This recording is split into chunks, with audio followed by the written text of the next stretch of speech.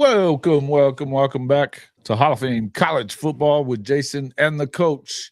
I'm your host, Jason Watkins. He's the coach, Philip Roybal. And if you love college football, you're definitely in the right place. So before you forget, smash that red subscriber button, like our videos, and don't forget to ring the bell so you don't miss one moment of Hall of Fame College Football. Welcome into the show, Coach. Hey, great to be here, man. What a hell of a week, huh? Yeah. Well, I was telling the guys on Rise and Shine yesterday that I wasn't too sure if I needed to make a phone call or not, because I hadn't heard a whole lot from you, and I was like, man, I don't want to. I know how he feels. He just don't want to be fucked with right now. Well, I guarantee you that's exactly where I was.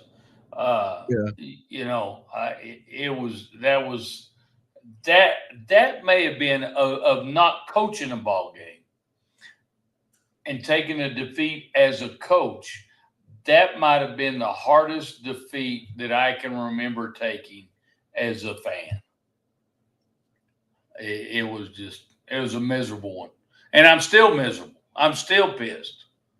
Yeah. As a matter of fact, I have all my Notre Dame podcasters I listen to, and I ain't listened to shit. I just, you know what? I'm going to try to get to Saturday, and hopefully we see some different results, and maybe I can just make myself believe it was just a damn nightmare. Right. Welcome into the show, everybody. Kyle DePuis, Ben G, Sooner Legend Podcast, Stephen G, Hankster. What's up, Bishop Frank? First Lady Shelby McDonald, along with, oh, look at this, Jay Chapman. You just get booted right out of here. Not putting up with your shit. Not happening. All right. Shelby, First Lady, what's up there? Oh, yeah, Shelby's already in here talking crap. So what are you going to do, Shelby? You're going to mess with the coach right off the bat? Hankster. Trojan fight? Kiss Trojan my ass. Yeah. Yep. All of OU is pulling the same stuff. Hey, listen, they are. Jay Chapman is the guy that has been a regular in this show, and normally we get along just fine. I've had enough of his comments in this section. Folks, all you of the moderator position, keep him quiet today, please. Thank you. All right. Because he'll be able to watch, but I don't want to deal with that crap. There's plenty to talk about there, though, too, Coach. Obviously, Oklahoma did squeeze by and get a win over Houston this past weekend. They do play pretty game Tulane team who did everything but beat K-State this past weekend. We'll kind of wait and see what happens with all of that. So, and, not for nothing, but there's been some other schools that have also struggled over the first couple of weeks of the season. You've had teams like, who are we looking at? Well, I just had it all. The whole list was right here. Oh, yeah, Penn State, of course, Oklahoma. Oregon has gotten by this much in 2 weeks straight, and they're like a top 5 team, or they started off a top 5 team. LSU hadn't looked good. Alabama, the final score looked a lot different than what that game actually was against South Florida, and that's 2 years in a row that they've struggled with them. Then, of course, Kansas State just getting by Tulane this past weekend. And then Arizona, they struggled with New Mexico and now Northern Arizona the past week. So, really, it's kind of going around a little bit. Okie Light absolutely should have lost to Arkansas. They should have lost that game. Yeah. Got doubled up on as far as yardage was concerned and all that, and still just didn't get it done. Today's your birthday, 21 years old. What? It's your birthday today, Sooner Legend? Well, happy birthday, man. Happy birthday, brother. I know better on the 21. It is what it is. But happy birthday. Look at there. Yeah, Kimberly, happy birthday. Welcome in. Glad to see you, Kimberly. Bishop Frank, Max Todd. I would say Bama, but when they needed to put the team away, they did. Well, I said Bama. They've struggled for quite a while in that one. They're included, and their fans are acting about the same as Oklahoma fans are acting right now, and probably some. No, thank you, Hank.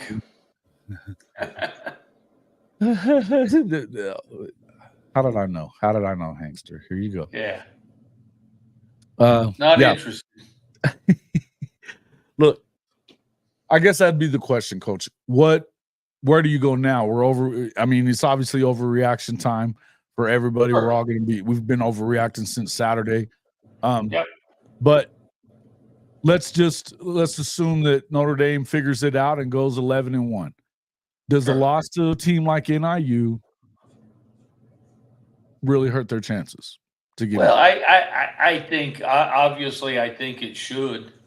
When you get beat by a MAC school, that should hurt your chances somewhat. I don't know. If you ended up going 11-1, sure, that you still got an opportunity to be in there.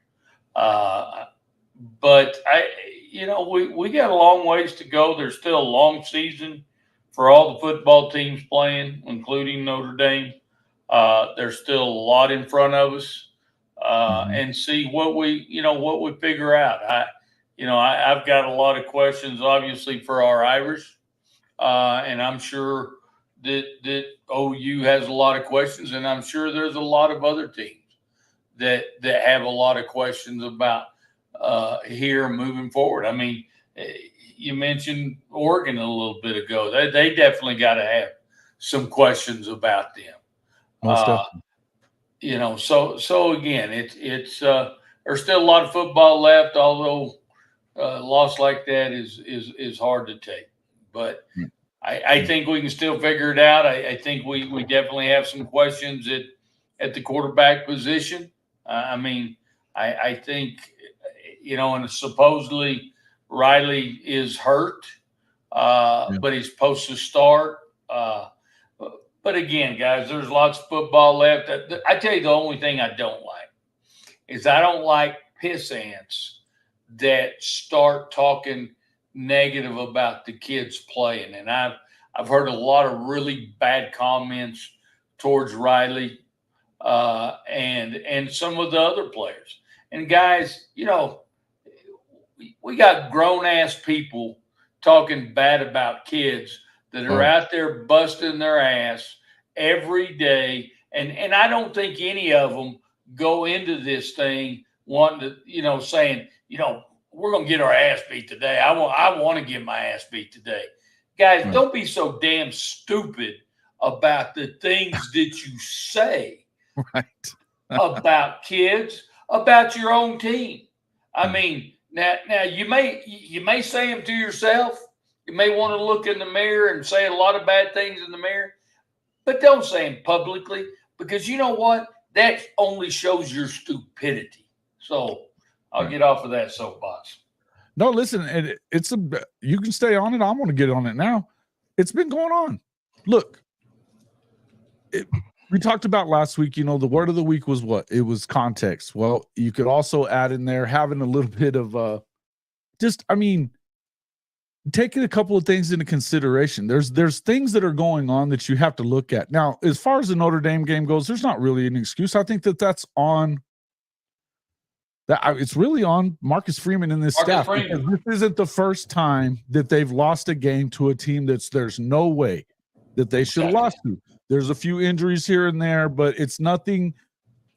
It wasn't enough for that to happen. When it comes to Oklahoma, I would tell you that the lack of continuity along the offensive line, along with the lack of continuity with all those receivers, has worked to. And look, and I'm not going to sit here and tell you that Jackson Arnold's played well, because he hasn't. But I would tell you that a lot of those things, there's a little bit that's going on there that people aren't really paying attention to. And so you start thinking that all of a sudden you're just going to, Coach Venables is going to run in there and sprinkle pixie dust on the other four receivers. 4 of the 5 top receivers that were supposed to be starting coming into the season have not been on the field. So he came in and sprinkled pixie dust on the rest of them so that they just turned into number ones all of a sudden, I guess. Or that's what they expected, or what he was supposed to do. The other part of it is what we just expect Jackson Arnold to come in and be Baker as a senior, in his third start. Who, by the way, they weren't always in love with either. You know what I mean? Just kind of crazy stuff. So there's a lot of stuff that goes on that, you just don't have any kind of, some of these fans definitely need to get some perspective. That was the other word I was going to add to it. Add some perspective to the shit, man. I understand that they get paid now. I would tell you they've been getting paid for a long time, but they're still young men learning the game and getting better all the time. The thing is to develop. It's to develop. It is, and look, I would tell you again, when it comes to Oklahoma's O-line, that wasn't the problem. That was not the problem this past weekend. The people that are saying that aren't even paying attention to what's really wrong.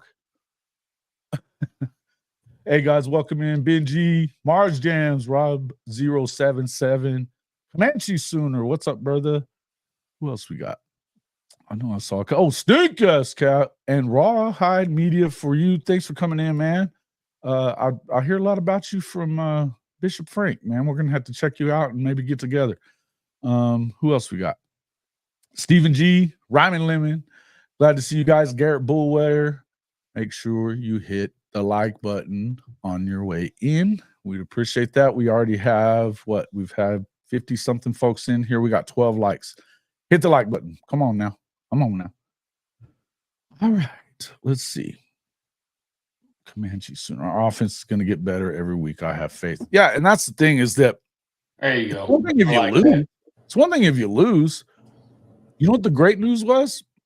The defense still held that one touchdown. Yeah, and the defense looked good. You played about as poorly as you could have offensively when it came to, scoring and hitting big plays.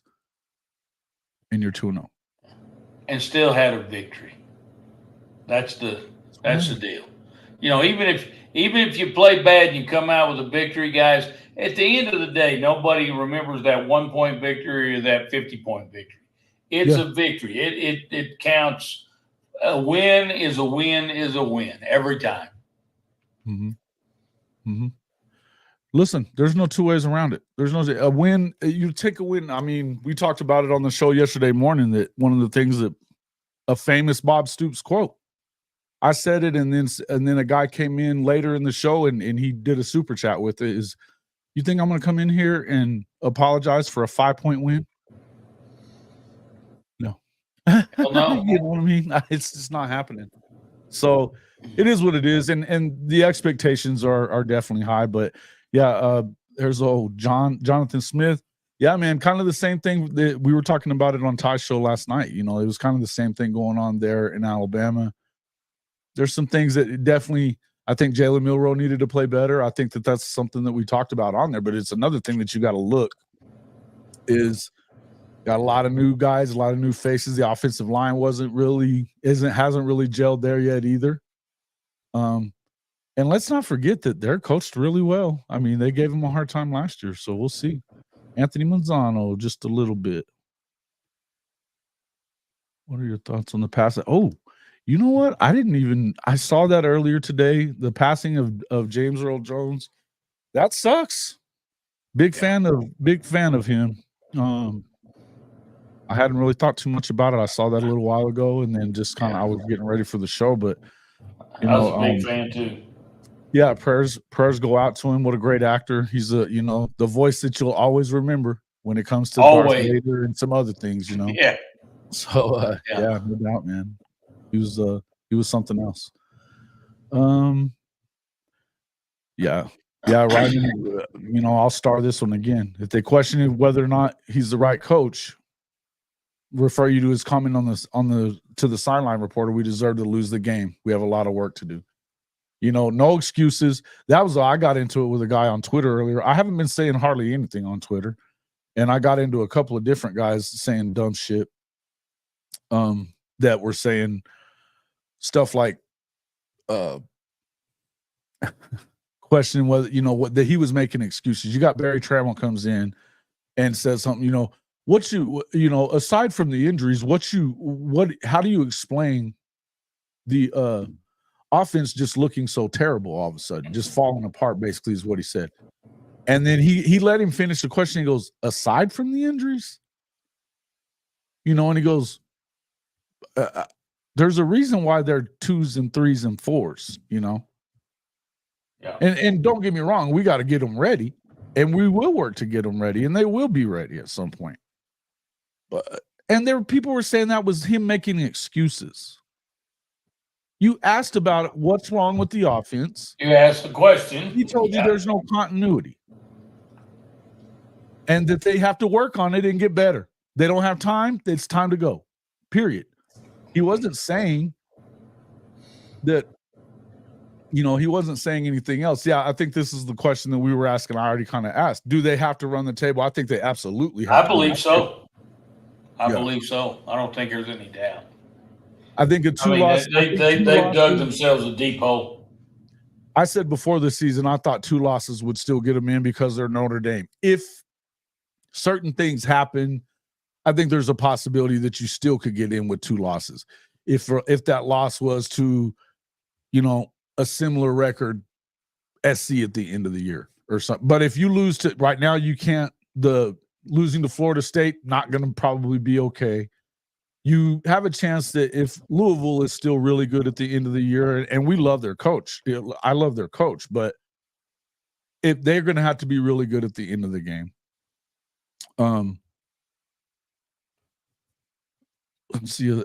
Mississippi State coming in. Sven saying they're not going to have a single win that would put them in the playoffs. USC will not be ranked, and so is Texas A&M. I guess you got a crystal ball there, Sven. Oh. Hell, share the wealth, man. Give me some, send us some freaking picks so that we can make money off of it if you're going to come in here and say stuff like that. You're going to talk shit like that. Yeah. Notre Dame hadn't beaten USC twice in a row in 15 years. That's fact. I'll take that. That's a fact. You finally said something factual, Trojan Fight. Yeah. If NIU goes undefeated or has 1 loss, it would help for sure. Okay, that would help. Yeah. Look, these are some things that would have to happen. I think that more than likely, though. I agree with that. And the other thing I would say to Sven about that is that you're just assuming that they're going by who they really think is the best teams, which we know isn't true. It's never been true. Nope. It's never been true. Believe me, it's about money. And Notre Dame drives revenue. They're a brand that drives revenue. So at 2 losses even, I would have said before, at 2 losses, not expecting NIU to be one of them. Yeah. If they would have lost to, say, A&M and even SC or Florida State and SC or whatever. Not Florida State now. Not Florida State now, probably. Georgia Tech getting beat this past week to Syracuse. Now, it was a close game, but that tells you that Florida State really probably, I don't know. It's really bad. And now they got to play Memphis this week. They could start 0-3 very quick, very easily. They could start 0-3. So we'll see. Exactly. They're already talking about, of course, that they need to pull DJU. Sure. Which this is why I said he shouldn't have went there. But anyway, it is what it is. I'll just say this.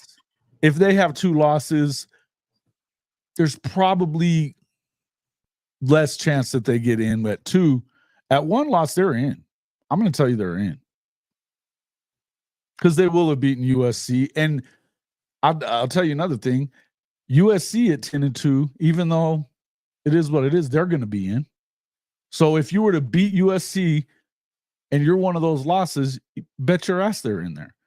Even if they do go 8-4, 8-5, beating SC on the road is a big deal. They'll be in at 11-1. But I think they do have to run it out more than likely. I agree. Unless some wild things happen. Yeah, and I'm going to tell you guys, there's going to be. I don't see a lot of undefeated teams going through the schedule this year. There's going to be some losses. Maybe Georgia, there. Ohio State. Maybe. I hadn't been. I mean, they're winning, but I hadn't been just absolutely impressed with Georgia either. And I know people disagree with me on that, but that's okay. I just haven't. And I thought, and you heard me say 100 times before, I would want to play Georgia this year if I was any football team, because they're pissed after a year ago. But they haven't just been what I perceive to be the super dominant team I thought they were going to be. Mm-hmm. But they're still the best football team in college football. I think they're the best team in college football, for sure. Yeah. Yeah. I think they're the best team in college football. But I would tell you that with Chip Kelly, Ohio State doesn't have any excuses, you know. And particularly if Oregon's not going to be playing better than what we've seen. If they play like this against, and I think that's what week 4 that they play. If they play like that, they're going to get rolled by Ohio State. Assuming, of course, Ohio State shows up and kind of does their thing. We'll see. We'll see. Seven Crotchberg, you're you got some interesting things there. And like Jason was saying, you must have the golden ball in front of you that gives you all the advice. But, you know, I think you're full of shit. Yep. T-Boomer, sorry about that. I meant to grab this a minute ago. T-Boomer! Yeah. J.A. needs time. Fans are rushing him because we're in the SEC. There's no doubt about it. There's no doubt about it. I think that overall, when you start thinking about the whys and all that, look, the expectations are high for any Oklahoma quarterback, no matter what, any year. But I said something, one of the only other things I said, and it wasn't to anybody in particular, it was to just to Oklahoma fans yesterday on Twitter, was, you know, it doesn't take a whole lot of recruits deciding not to go to Oklahoma for it to stop being quarterback university. Because you decided after 2 games that you won that it was time to throw the baby out with the bathwater. Hey, and Jason, I'm going to say this, and I'll probably piss people off, which that's kind of my MO anyway. Which I don't give a shit, by the way. But you know, guys, I sat there and listened to y'all last year talking about Arnold needs to be the starter. Arnold needs to be the starter. Arnold needs, you know, let's get rid of what was his name? My mind just went blank. Dylan Gabriel. Yeah. And now we're at it again already. And we've played 2 ball games this season, and the noise is already again. I mean, are you ever fucking pleased with a quarterback? I'm just curious. Well, gladly it isn't as many people in our chat. No, but you know what I'm saying? I'm talking about the whole, not our people here. I'm talking about just the whole and what you hear out there. I mean, come on, guys, give the kid some time, give him a chance. And I know it's not this group of people here, because I don't see those kinds of comments here about him. But when you hear the overall, he's gone. Albert Lynn is no longer going to be on this show. He just called him trash. Called who trash?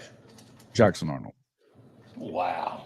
And there goes the stupidity I was talking about. A grown man talking about a kid that way. Come on, man. Grown is a relative term, I guess, but that's bullshit. Hey, John, what's your where's your Twitter at? What is your Twitter handle? I was going to send you an invite if you want to pop in for a minute. You're welcome to. Jonathan Lewis from Bama Talk. Yeah, look, man, look.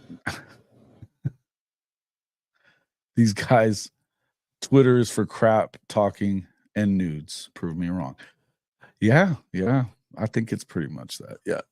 And a bunch of overgrown or over-aged adolescents, pretty much.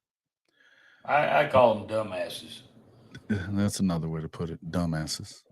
No doubt. Okay. I will BT with John. Okay. I'll send it to you right now if you want to pop in.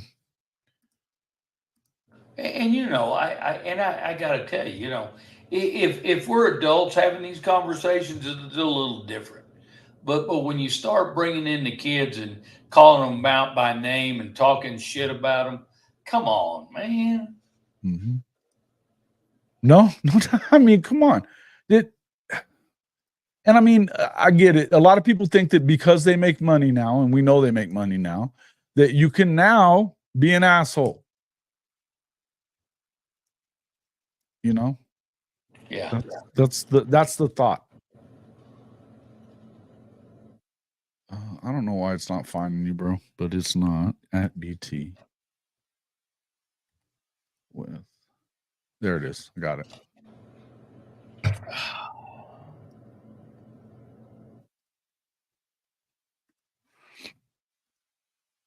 I'm with you, chicken. I love that statement right there. What you can say. Yeah. Yeah. Every Pee Wee coach with the YouTube thinks they know anything. Yeah, no doubt. Yeah. No doubt. Oh, there's none that too. Looky there. We have stuff to talk about. Oh, yay.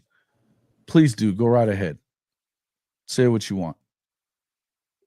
I'm adult, but I'm a straight Toys R Us. I don't want to grow up. Oh, no, that's all right. That's all good. I love that, Ryman Lemon. At least I love that. It's the people that are acting like they are grown-ups and that they know what the hell they're talking about, like, numbnuts and people like that. Welcome into the show from Bama Talk with Jonathan Lewis. What's up, man? How you doing? What's going on, fellas? What's up? Oh, good times, man. Good times. You know the coach, don't you? This is Coach Roy Ball. Oh, yeah. He's been a crazy weekend though, and I know you've been kind of going through it as a Bama guy. So bro, it is yeah, it's been rough, man. Like I can't wait for this Wisconsin game to get here, just so hopefully I can just get that. Like I don't want to play South Florida ever again. I'm done with that team. They need to just not put them on the schedule.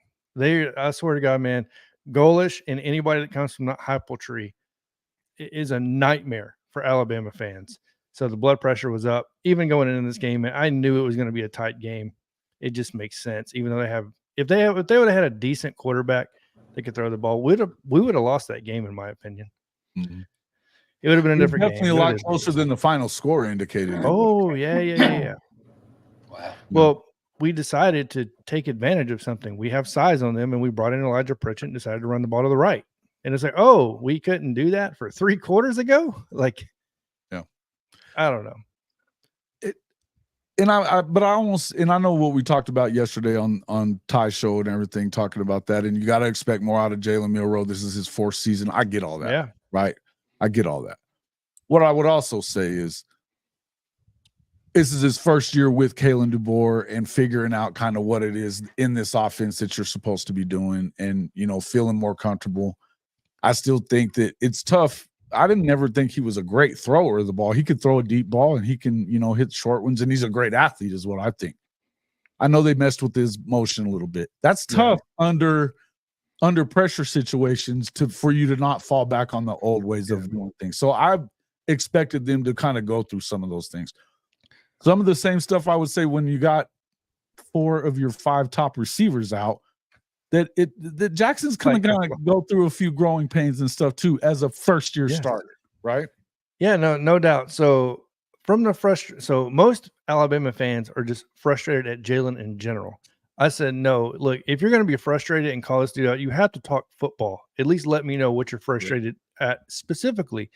I'm not frustrated at the reads. I'm not frustrated at him missing wide open receivers as far as not seeing them, because the system is new. What I'm frustrated at is his lack of attention to the offensive line, to not make adjustments, to slide protection, to bootleg out. It's the little things that you should know with experience, right? Because you've been there 4 years now to do these things. I have no problem with him struggling with the playbook. This is a whole new system. But some things you're taught as a quarterback from the moment you become a quarterback. How to make adjustments to the line, call stuff out. Move your running back from left to the right if you see the blitz coming. South Florida showed every blitz. They didn't disguise almost anything. So he knew what was coming and still made no adjustments. And that was my frustration was like, Sure. bro, you've been there long enough to know the little things like that at least. Right. But let me ask this question. As you say that, because I agree with you wholeheartedly in all those statements. What's going on during the week? What are we coaching the kid to do during the week? It's route concepts. He's got to learn the route concepts along with the receivers. So with this type of offense, I've studied this offense now for months, right? So it's a very complicated scheme because it's a mix of spread with pro style running, right? So it's a mixture of everything, of zone read, like you RPO, if you name it, it's in the system. But what you have to learn as a quarterback that can make this a real big struggle, especially if you're not very experienced in reading defenses.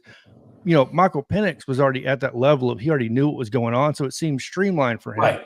Jalen Milroe, that's not the case. Jalen Milroe was a running quarterback in high school that rarely passed the ball. So this is a whole new concept to him, in my opinion. And he's having to learn, okay, when Ryan Williams runs a stick route, he's got to know if he's going left or right based off of the coverage and based on the hip placement of the safety, whatever it may be. It's easy for Ryan Williams as a receiver because he only has to learn, we'll say, the X receiver position. Jalen Milroe has to learn it for every single one of them because there's multiple routes for every single call, for every single receiver. So that's the complicated part of this system. So two questions for you with that.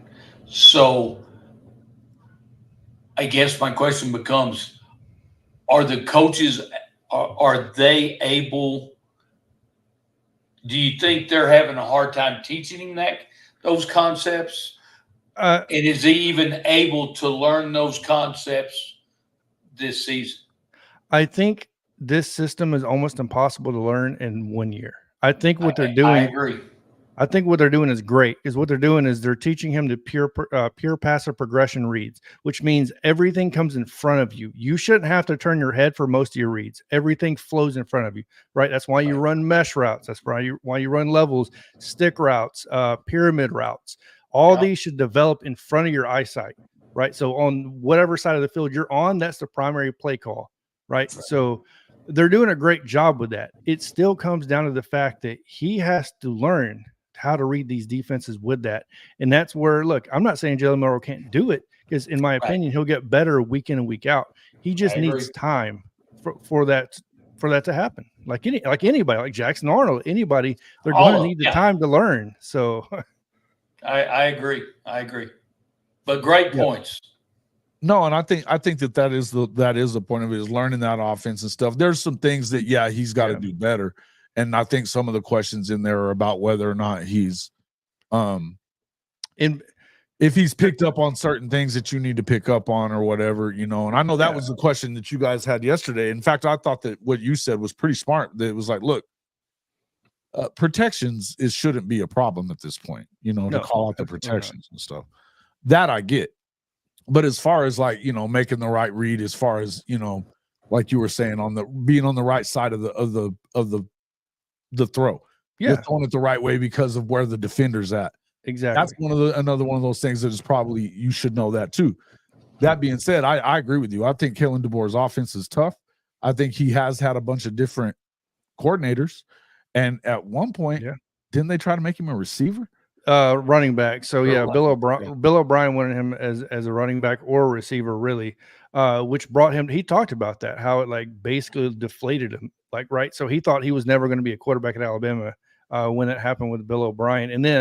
And I think that's what's hurt him a lot is the fact that he had Bill O'Brien, who was the most uncreative play caller in the history of mankind at Alabama.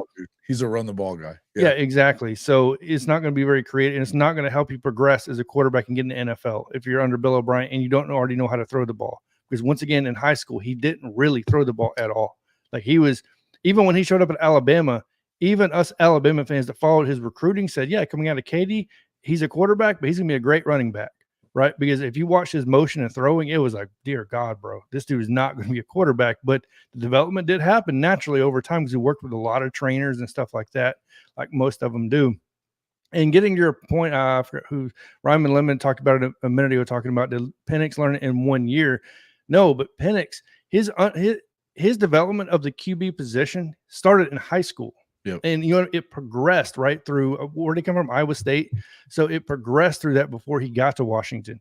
You know what I mean? That didn't get to happen for Jalen Milroe, unfortunately. And I think Jalen Milroe, he's an excellent quarterback. He just needs consistency at this point. But do you have time?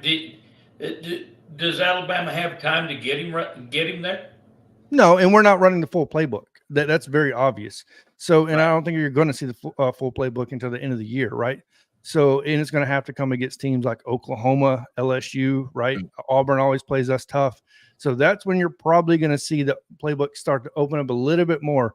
Right now, you're going to see a whole lot of mesh routes, a whole lot of, you know what I mean, post corners. You know what I mean? We're going to try to pose the matchup problem so he can make the simple read of this guy's one-on-one. He should be able to beat that guy or find the space in the correct route.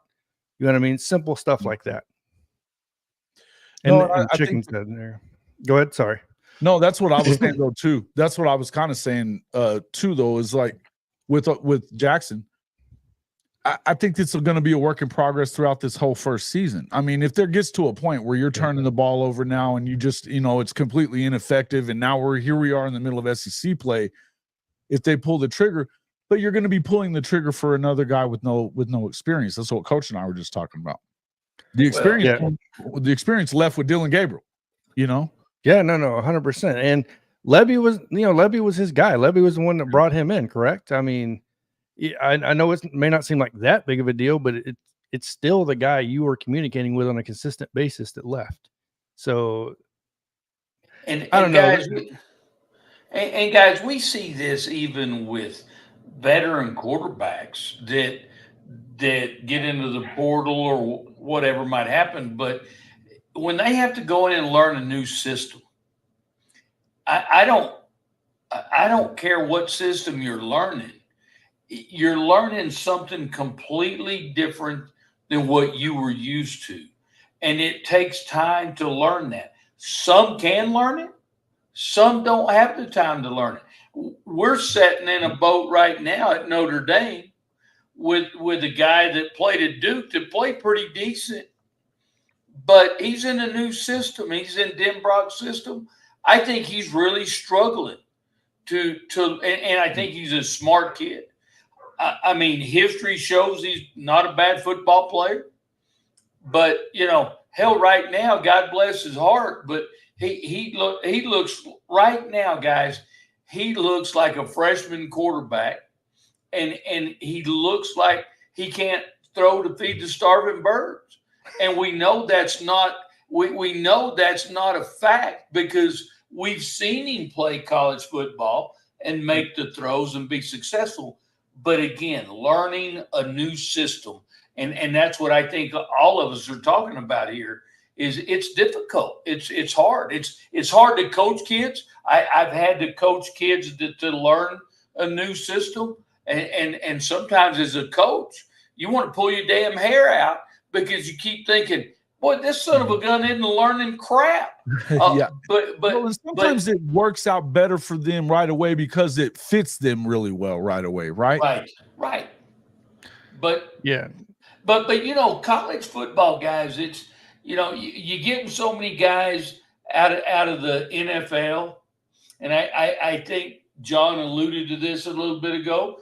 You got some NFL schemes down into the colleges, and then some complicated college schemes. Yep. And it's a lot harder to learn football now at the quarterback position than it used to be. Yeah, 100%. It's very complicated. And Benji, you say he was never a running quarterback and never put over 500 yards. You might want to go check your facts, brother. So I got him pulled up right here. So, I mean, his senior season, he had running the ball with 307 yards. He only passed for 1,200. You know what I mean? So before that, his junior season, 300. His sophomore season, 613. He slowly tried to progress into a quarterback that throws the ball. But 1,200 yards throwing it his senior year, you're probably not a throwing quarterback. No. Sipping Sooner, welcome into the show, man. Good to see you. You're on the side of the road. Is that what you're saying? Sheesh. Yeah, but that was hilarious. What Chicken said. He said on the side of a milk carton. We miss you, man. We miss you. Yeah, old Sipping Sooner. We miss you. Welcome into the show, man. Good to see you. Satterfield, good to see you too. Timothy Green. Chicken, I don't know if I said anything to you yet already or not, but welcome into the show as well. Let's see who else we got. Make sure you guys wipe your feet. Wipe your feet. Yeah. Come on now. And you know what, guys, if you will do me a favor, if you dislike Notre Dame, hit the dislike button. Okay? If you dislike Notre Dame, hit the dislike button. Shit, we ought to have a bunch of people liking on that one. Yeah. Hell, I might even hit the dislike button tonight. You know what though? Ryman Lemon bringing up Jalen Hurts kind of makes I can make a point with that though, because as much as he was better he was a better player under Lincoln Riley's offense, but he was a better player because Lincoln didn't put him in positions that he wasn't going to be successful in. Kind of similar to Jalen Milroe. He's good at up to 10 yards and he's great after 20. Anywhere from or that great after 25. Anywhere in between is not going to be as accurate and is going to hurt him. The times that Jalen didn't play well at Oklahoma was because he was having him throw precision routes in that 15, 20-yard range that you can't be off by much or that's an interception. Yeah, and I always allude to that makes you a what? A throwing quarterback. That's right. Not a, you know what I mean? So it's important to keep that stuff in mind when you're looking at this stuff. Like I don't know. Some people are more accurate than others, and that's the whole thing. Passing quarterbacks. Look, I would say that out of all the guys that played during that time, we're talking Baker, then it was obviously Kyler, and then it was Jalen. He wasn't to me, he wasn't better than either one of them. But he was a better athlete than Baker was for sure. He just wasn't, the same kind of they were just different players. But athletically speaking, and not to say that Baker wasn't a really good athlete too, because he was. But that's what Jalen is. He's a stud athlete. And this Jalen Milroe is a stud athlete too. He's learning to throw the ball. He can run it, but he's a big the dude is a mountain of a man for a quarterback. Yeah. If he can get it down, and I think it is, I think you're right. I think that you're probably going to see him play his best football towards the end of the year, which is probably not a good thing for the opponents, Oklahoma being one of them. Yeah, it's going to be that case with a lot of quarterbacks, though. Nico, Jackson Arnold, that you're going to start to see these guys that are learning their system start to flourish all of a sudden. Jackson has at least been there for a year, even though Levy, he did leave. I don't know. Did he take the system with him or no? Are you guys running the same type of offense this year? It's similar. There's a few subtle changes to it, but Joe John Finley, who was basically his right-hand man, you took over, right? Still, well, he's the co-coordinator, but it's more Luttrell's. It's more Luttrell as the play caller, so it's kind of up to what he wants to do. There are some changes to it. The thing is that I don't think it's really about that as much as it is. There's a few different things I think, but Luttrell was with Jackson last year. I don't think it's a matter of not being able to communicate right. I don't think it's anything like that. I think it's more along the lines of look, you got your receivers out right now. You don't have a Nick Anderson. My question, if I'm questioning the coaching staff right now on the offensive side of the ball, I don't understand the substitution patterns that they're coming through here with. Dude, I finally went back and watched that game.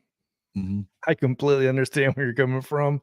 Dude, and I can't remember the receiver you guys got. I believe he was committed to Arizona State, or he was at Arizona State. Big, tall guy, 6'3" guy. I did a recruiting video on him, and it makes sense when you – I can't remember his name of the wide receiver. You guys got him last year, I believe. He's like 6'3". He either came from Arizona State or he was committed to Arizona State. I don't know. Are you talking J.J. Hester? No, I don't believe he was at Mizzou, and then he ended up there. But let's see. I'm trying to – Jaden Gibson maybe. Jaden's out, though. I'll remember the name. I'll look it up here in a little bit. But when you look at Levy's system he had in place, right, so you need those big, tall guys on the outside, at least on one side. And when I saw what was lining up in that game, I was like, it doesn't make sense from the scheme you have in place. And that I talk a lot of scheme. That's my thing. When I look at Alabama and Wisconsin, like I just did a breakdown of the scheme that's going to be put in place there. It doesn't make sense to me, in all opinion. But I think Tulane, is going to kind of be a proving ground for Jackson Arnold because they're going to run some defenses. It's going to test that scheme, right? Stupid bugs. Sorry. But yeah, I know. I'm moving out of my apartment, so like everything's empty and it's like a hollow shell in here right now. Oh yeah. Yeah. No, I would say that to me the thing is with some of these receivers we're talking, I mean, you have some freshmen. I mean, the depth isn't terrible there. I think they got a deep room, but you don't have a lot of continuity going on between Jackson and these other guys. And I didn't really, and as I said, I don't love having guys under 6 foot on the outside when you can have Ivan Carrion who's 6'6". You could go with Zion Kearney who's 6'4", 6'3", 6'4" guy. More, he's got speed too. I understand having the speed guys in the game in places, and even when it comes to JJ Hester, now somebody said that he might have gotten a little banged up. Okay, fine. Yeah. Jaquez Petaway is another decent sized body receiver with a lot of speed who's in his second year. We probably should see a little more out of him before you go to the 5'8" Zion Reagans. It's just kind of how I feel about it. When it comes to the running back room, I've been not happy with that for 2 years. I don't know what DeMarco Murray's doing in there. I thought about doing a video on that because DeMarco Murray, he's been there a while, right? He's been in Oklahoma for a couple of years. He was there for what, 2 or 3 years, I think, or maybe a little longer, even before Brent Venables. Yes, before him, right? That's what I thought. A lot of the running back situations, you guys have really not made much sense to me with having him back there because we know what type of dude Murray is, right? So I don't think you're ever going to question that. But you have to start questioning the scheme that you're running with these running backs. How is it, how is it tailoring to Jackson Arnold? How is it tailoring to whatever quarterback is in place? And I think that's where a lot of these adjustments have to be made is like, it's gotta be coherent with each other. Right. So it's kind of like complementary offense and complementary defense. And I think to some extent you have some of that broken pattern between the running backs because he was there a couple of years before Brent Venables got there, before that staff got in place with Levy and everybody else. And maybe some of these same concepts are being kind of pushed or infused into this system that just don't work. I don't know. Yeah, well, you can go on for days about there's this. a lot of rhyme or reason behind some of it. You know what I mean? So it just does. I don't really understand. You've had Taylor Tatum in, and he's averaging 6.5 yards a carry. The other guys aren't. And listen, I'm a Javonte Barnes has been running hard. I love it. Yeah, but Gavin hasn't looked really good so far. I understand you want to get him going, but at some point, go with the guy who is that guy. Because if there's one guy in that room that is as good as DeMarco was as a freshman, it's Taylor Tatum. Put him in. Yeah, Burks is a speed guy for you guys, right? He's a receiver, Burks. And he's a star too. I love having him, but I don't understand why you guys don't put him in the slot more and run him down the seams. Because he's quick and fast, dude. He can create the levels for Jackson Arnold to read through his progressions. He hasn't run a deep route yet. And that's what I'm saying. It's kind of odd that you don't use him, right, to pull those safeties in or away. And I don't know. Like I said, I could talk for hours relating to these schemes and the issues I have with them. Because once again, you got to tailor to what Jackson Arnold does and does best, which is he's a dynamic playmaker. He's not an elite pocket passer. He's not an elite athlete, right? He's extremely good at playmaking and getting him outside the pocket, and he has a strong arm. So use that. Yeah. Well, and I guess if you're worried about, I mean, I am not among the people wanting to pull him out of the game. And I really think that Michael Hawkins is going to be that guy. I really do. I just think it's not time for it yet. Right. And in the end, a lot of this has to do with it is that you got injuries to Gibson. Nick is out right now. He should be back this week. But, Farouk, him being out, Petaway, I guess he's out. Andrell, I don't know exactly what's going on. But in any event, you got a bunch of guys that they don't have that symmetry right now with their quarterback. Yep. It's hurting him a little bit. I'd like to see them get away from having him make so many reads because when I watched him run out of clean pockets the other day, my thought was this, and Coach, I wanted to ask you what you thought My thought was he's wanting to have somebody perfectly open. He's not throwing it to get them open. He's throwing it when they're already wide open. And so he's passing up balls that he could get because he wants them to be perfectly open, wide open. And so he's going through the entire route tree with them. And then until he gets in trouble. And by then, now you're out of time. To me, I feel like it's kind of just maybe his brain's a little full. Give him 2 reads and tell him to make one of them. Yeah, again, the young guys like that, you gotta bring them along slowly. I mean, because we can go through all the spring football and they look good, and you can go through fall camp, but guys, now we're in the real war. We're in the battle zone, and once you get in that battle zone, the speed of the game changes. Everything it just amplifies, and so you got to slow things down for him, like you said. Great point, Jason. Maybe give him a couple of reads and let's get those. And once we start hitting those consistently, then let's add to that read. So it's a process. Kind of getting some confidence, right? That's where I'm at. Yes. Because we know he can make the throw. We know he can make the throw. Right. So give him some confidence, give him some easy throws, give him some easy reads, and try to get him back to that idea of, I have real arm talent. I can make throws to semi-covered receivers and complete it. Absolutely. Or do what they did with Jalen Hurts at the beginning when he got to OU. Give him only half the field to work with. You know what I mean? Run all the concepts to one half of the field. That's all he ever did with Caleb Williams. That's all he ever did with Caleb Williams. Exactly. It helps. It helps out a lot. Absolutely. I agree. All right. Let's see. Bagman. Got a hot take coming up. He said, "Don't boot you. You better be careful, Bagman. Be careful. You know me with my trigger. It's a hair trigger. Just past Hawkeye Stadium is pretty cool. They do one of the cool things in college football at the third quarter time when they turn around and wave dog at the Cancer Center. That's pretty badass. Hey, you can't hate on what that. about that game though this weekend for them to come back at Iowa State and get that one done on the road there? That's a huge win. Huge win. That's a big win for them now.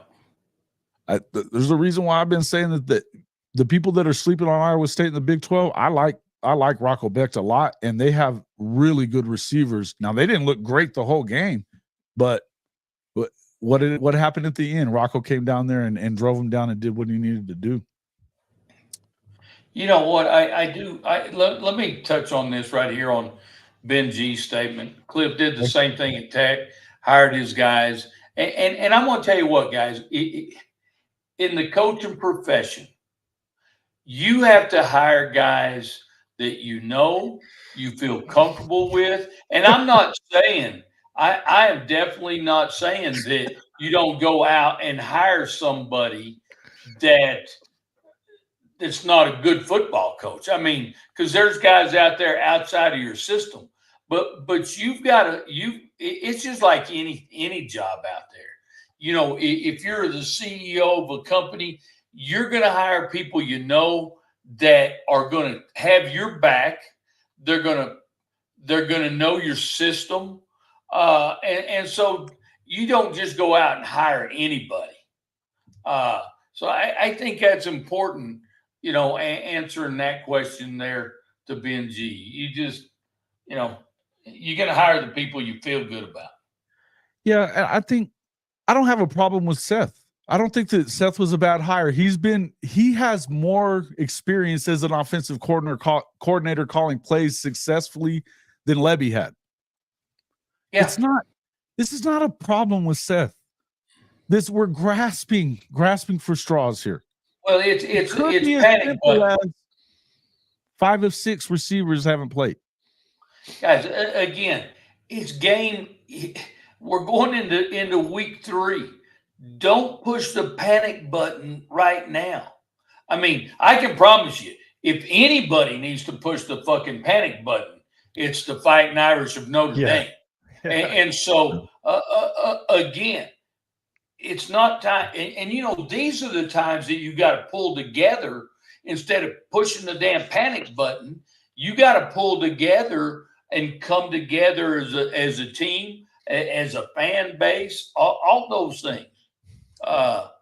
Yeah, slow down, slow your roll, baby, slow your roll.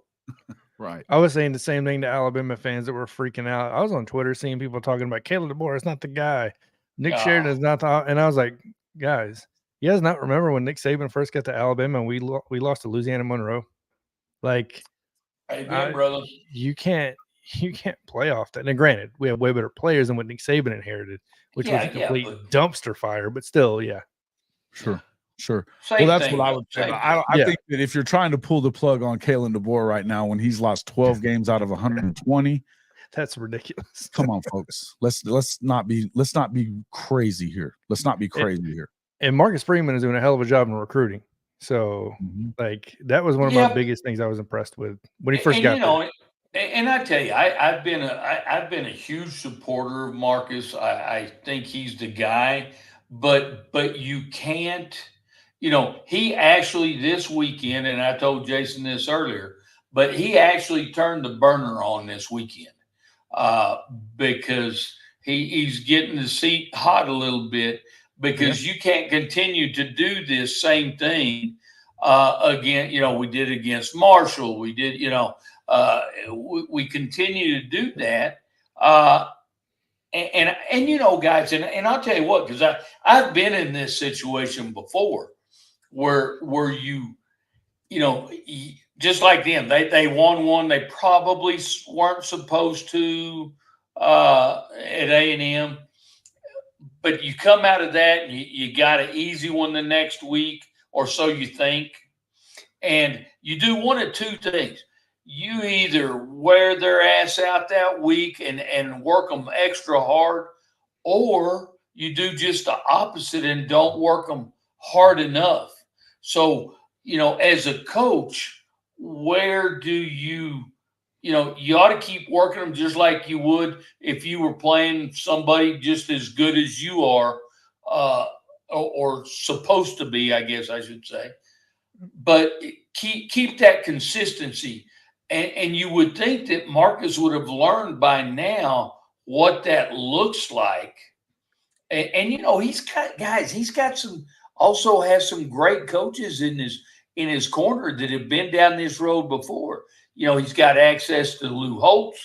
He's got access to his coach at Ohio State. What was his name? I can't think of his name. God, what was his name? But anyway, you Tressel? Are you talking about Jim Tressel? Jim Tressel. Thank you. I couldn't think. Jim Tressel. And even Jim Tressel reached out to him after the A&M game and said, you know, you better be careful here because nothing's is kind of like that old saying, nothing's as good as it seems or nothing's as bad as it seems. Somewhere in the middle is where it lies. But he was basically telling him, you're going into a trap game this week. And I'll be damned if, hello. So he's got to get that figured out. Well, and that's where I think that's the question about Marcus Freeman right now. This is the third time this has happened. It's not once. It's not even twice. This is 3 times, all of them at home. Yeah. You don't have a bunch of excuses if you're Marcus Freeman. Something you're doing during the week isn't working very well. Okay. What is it? Yeah. I don't think that this is part of the problem, Benji or Sooner in Texas. I believe that the strength and conditioning program gets you to the point where you don't have a bunch of stupid injuries like pulled hamstrings and things like that. That's where the strength and conditioning helps with that, not hurts it. What I'll tell you is that some of these, and I'm a fan of ones versus ones and full contact a lot too. Yep. But I think that there gets to be enough of that to too much of that. I think there's a line that you have to play with, right? If you're physical and you've got a physical group of guys, particularly on this defensive side of the ball, that's ahead of your guys on offense, you got to be careful about how much you beat these guys up. Yep. You know, hey, what's up there, Neilio? I love it. Leo. Bama guy. I get that so much when I go on now. Bama You're the guy. Bama guy. It's that or Well, neck beard. I see. Yeah, neck beard. Oh, Yeah. neck beard. Yeah. Unfortunately, I got to get rid of it, guys. I'm starting a new job in next week, and I got to be clean shaven all the What time. you gonna be doing, man? Case manager for American GI Form, helping homeless veterans get housed. So, Oh That's man, awesome. that's awesome. Hey, high five on that, brother. oh, That's yeah. No doubt. No doubt. Yeah. I'll give you props Yeah. on that one. I Respect love there. that job. That's awesome. Hell Yeah, yeah. I was in the military 13 years, and I was like, I got out and I couldn't figure out what the hell to do. So I went and got a business degree, not knowing what I was going to do with that. And I stumbled upon this job. Like, yeah, you need a business degree and all this stuff. And I'm like, wow. sweet, perfect. So yeah, Yeah. Well, where do you live? Tell me where you live. San Antonio, military San city. Antonio. So Yeah. Yeah. You. I See, love and San this is where- Antonio. This is where I'd say, because Benji, you're saying you're reverting to strength and conditioning because of Wiley, which I get. We could never overcome bicep tears, shoulder stings, and torn rotators. And you were having a ton of little weird things that were going on whenever Lincoln and Wiley were there too. I don't think that you've had as much of those. I think that these are contact injuries. I do. Now, that doesn't mean that I don't think that they should have contact. I think that there should be plenty of that. I think that you have to know when they've probably been hitting each other enough. And I don't know that some of that stuff may not be part of what's kind of messing with Jackson a little bit too. He's going up against a defense that really is one of the best in the country. And so he hasn't been able to have much room for mistakes. Go ahead, Coach. I know you were about to say something. No. Go on. I just blowing smoke out my ass. No, but that was the thing is I feel like it's one of those things where there's a line that, and I know that you were all about defense and physicality, Coach. So I want to know, what is your thought on that part? Is there a line that you have to get to? I mean, not to say that I'm really even second guessing BV. I'm telling you, I don't think it's strength and conditioning. No, and that's exactly right. I mean, you've got to know, and you've got to be able to watch your practices. You know, obviously after a practice session, go watch the film. Well, you know, golly, we're kind of beating ourselves up, guys. We're going to back off a little bit, and you don't back off all the way. You say, you know what? Instead, tomorrow we're going to go out. We're going to just work 2 periods live, and then we're going to back off on that. And so you do have to manage that. That's part of being a head coach and being a coordinator, is being able to manage and know where your team's at in that kind of stuff. You know, I like going live because, hell, if you ain't going live, it's hard to gauge what you're actually, getting ready for. Sure. And I love, and different coaches have different philosophies on it. I Sure. mean, now I see coaches that go out in shorts, t-shirt and shorts all damn week. And they still win. I mean, I could never do that because I kept thinking, boy, I'm going to create a bunch of little, well, I won't use the terminology I want to use, but I'm going to create a bunch of sissies here. Yeah. And so, but you can go to the other extreme too, just beat the hell out of each other all the time. Yeah, I know Alabama right now, they do full contact the first 2 practices a week, and the closer it gets to game day is when they lighten off, and the last practice is in shorts. Yep. So to let your body fully recover, right? So do the ice baths and all that stuff. So, and that was the other what question we that did. I was having too, was that my feelings are that maybe at this point, look, here was the other thing, that the point that I had made, and I think somebody else made it first. I don't even remember who, because there's been a lot of people talking about this, of everything we're talking about. And you guys that are saying what you're saying in the chat, I don't disagree with everything you're saying. I agree with a lot of it. I just don't know what's what, because what the truth is, they don't tell us a lot about what they do at practice. We do know that they are full contact most of the time, and we do know that there's some heavy hitters on that defense, particularly in that secondary, even the freshman kid, that are lighting people up. And so what happens is you end up with some injuries because of that kind of stuff. My thing is like, I also have been hearing that you've had some of these injuries are, quote unquote, it's a precautionary. They're still dinged up. We don't want to even test them until we get ready for the SEC. Coach, I really wanted to ask you this one, something I've been meaning to say. I kind of wonder what kind of attitude you're permeating throughout the locker room if your guys aren't good enough, or you're not playing a team that you think is good enough to play your starters, at least even to start with, that could kind of lead to, I'd almost rather you didn't have them practice during the week and let them play on the weekend. Hey, you're asking the wrong damn guy about that. After that Notre Dame debacle, you know, Well, but I don't know that I am. I think I'm asking the right guy. but no, again, no matter who you're playing, guys, you know what? Just an example. I know we've got John in here. We got you in here with Oklahoma. If I'm Notre Dame and I got to play Alabama, yeah, I've got that same work ethic all week. Next week I play NIU that beat our ass. I don't change anything. I keep that same work ethic and consistency. And I think and next week I'm playing OU. I don't change anything. It's consistency. Now, I say I don't change anything. You know, let's say we got some guys banged up and beat up in one of those ball games. Then you know, you try to work through that, get them healthy if you can. But you need, as a whole, you've got to stay consistent in your practices, no matter if you're playing Georgia or you're playing USC. Okay. From top to bottom.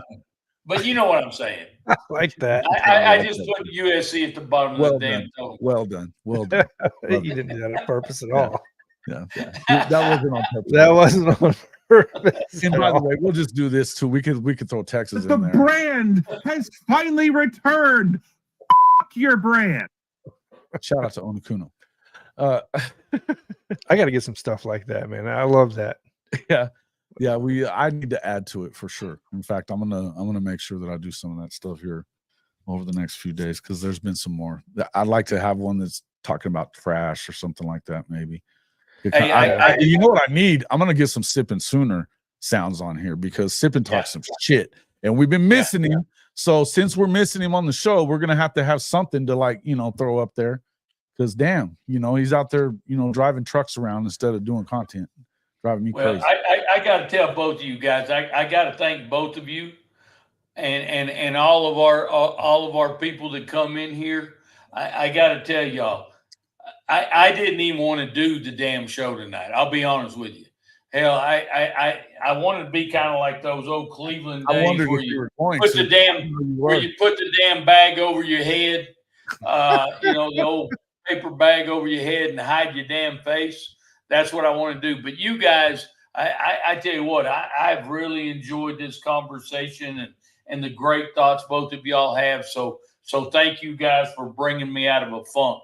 Now, after the show, I'll probably go back into my funk. But thank you guys. Perfect. Sippin' says he'll hook it up tomorrow when he gets home. There he is. Perfect. Hey, you know what? If you're going to be home in the morning, if you want to jump on the morning show with me, man, you're welcome to pop in.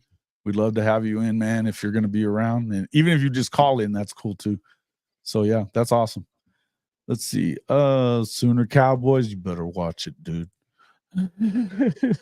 That's big time. Let's see. We love you, Coach Kimberly says. Yep. Yeah. Well, and hey, listen, this is what you really wanted to say when you got here, right, Coach? You know what, guys? In a nice way, fuck y'all. We don't give a shit. Well, I gotta do this for Neilio. I'm not going to say the F word though. All right. I'm going to use Neilio. I don't give a shit.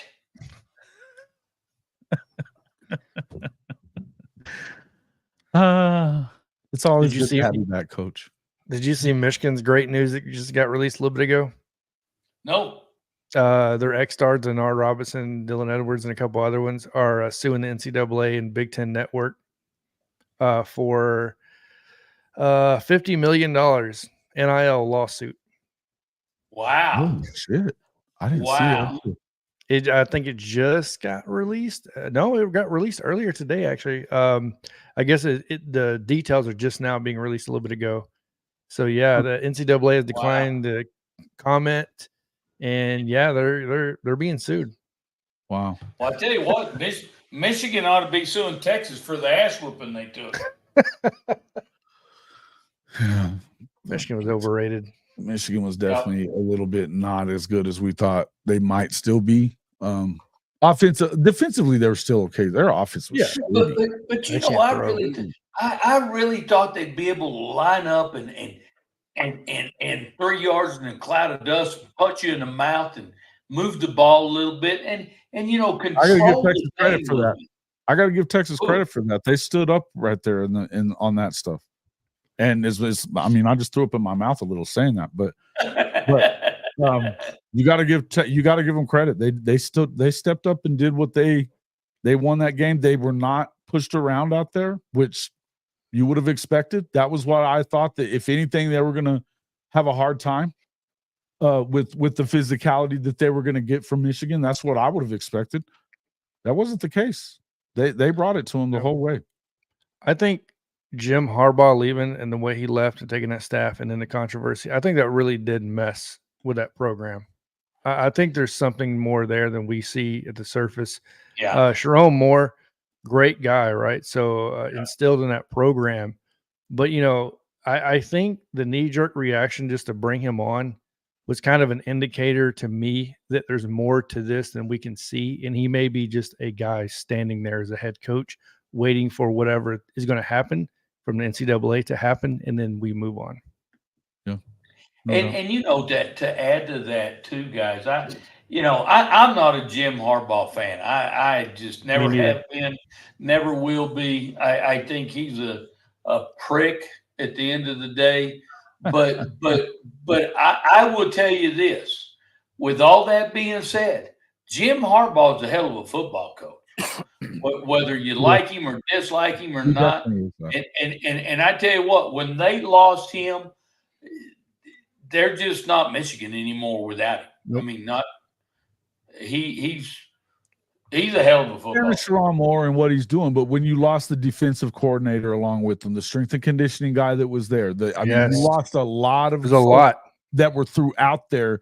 Now, Sharon being the offensive guy and running things the way that he likes to run them, that's all well and good, but I think that may be the one person that you probably needed a switch from, because there's this day and age in college football, and now that you had a bunch of guys that were gone, to think you're still going to line up and run over everybody, I don't know that I think there's a reason why Harbaugh, I think it's obvious that there's a reason why Harbaugh was leaving, aside from getting any kind of probation or something like that.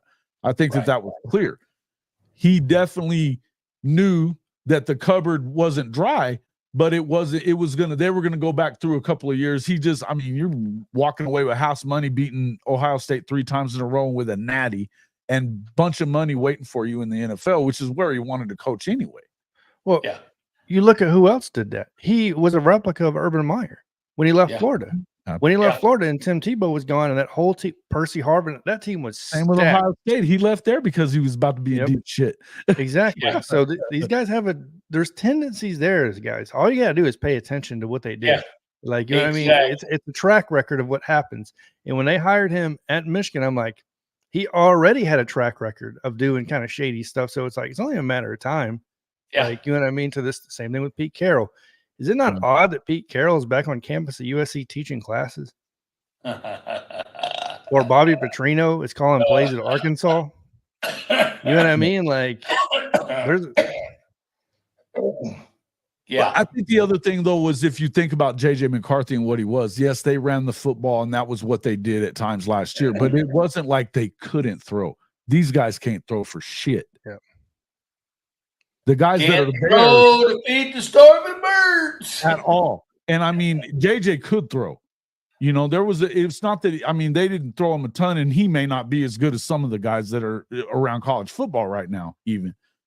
But he was able to throw and hit passes down the field at timely times. He wasn't afraid to make the throw.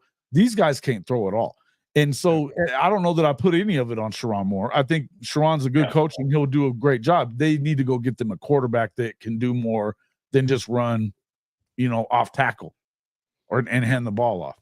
And I think that's where – go ahead, Coach. No, go ahead. And I think that's where the problem's going to lie is, look, Sherrone's going to do a good job of recruiting every position, but can he get the quarterback? You know what I mean? That's the biggest piece of the puzzle that you got to solve at Michigan, right? So you have to have that quarterback, and that's what everybody's going to be looking towards is like, you've got to go out and recruiting this year and next year and the next year, and you got to start stacking a room in case one of these guys don't work out. They weren't getting those guys, John. They weren't getting those guys. There was a bunch of guys that were committed there, and then they were flipping their commitment at the last minute. They've had 3 or 4 of those guys the last few years. Yeah. And I don't see Sherrone being there very long, guys. I think he's a figurehead. Yeah. I don't know, but you got stuck with the situation where they think they think that you're just going to run downhill all day, and the quarterback is not going to look very good because you don't throw it. So it's hard to get those guys to show up. I mean, I hate to say this, but I don't think the Michigan administration above cares. I think they're looking at these NCAA violations and saying, you're our head coach, get us through these violations so we can move on, and then we'll worry about the X's and O's, and then we'll probably find your replacement. That's probably how this is going to go. I would buy that. Like, it's one of those proven moments. Like, we're not going to go out because we can't bring in another coach that's going to indulge in this chaotic situation of the NCAA violations. So now's your time to prove yourself, right? So it's one of those, we're going to hype you up, give you the good old pep talk speech of, you're our guy, prove yourself now because you won't have a chance anywhere else right now at the current moment.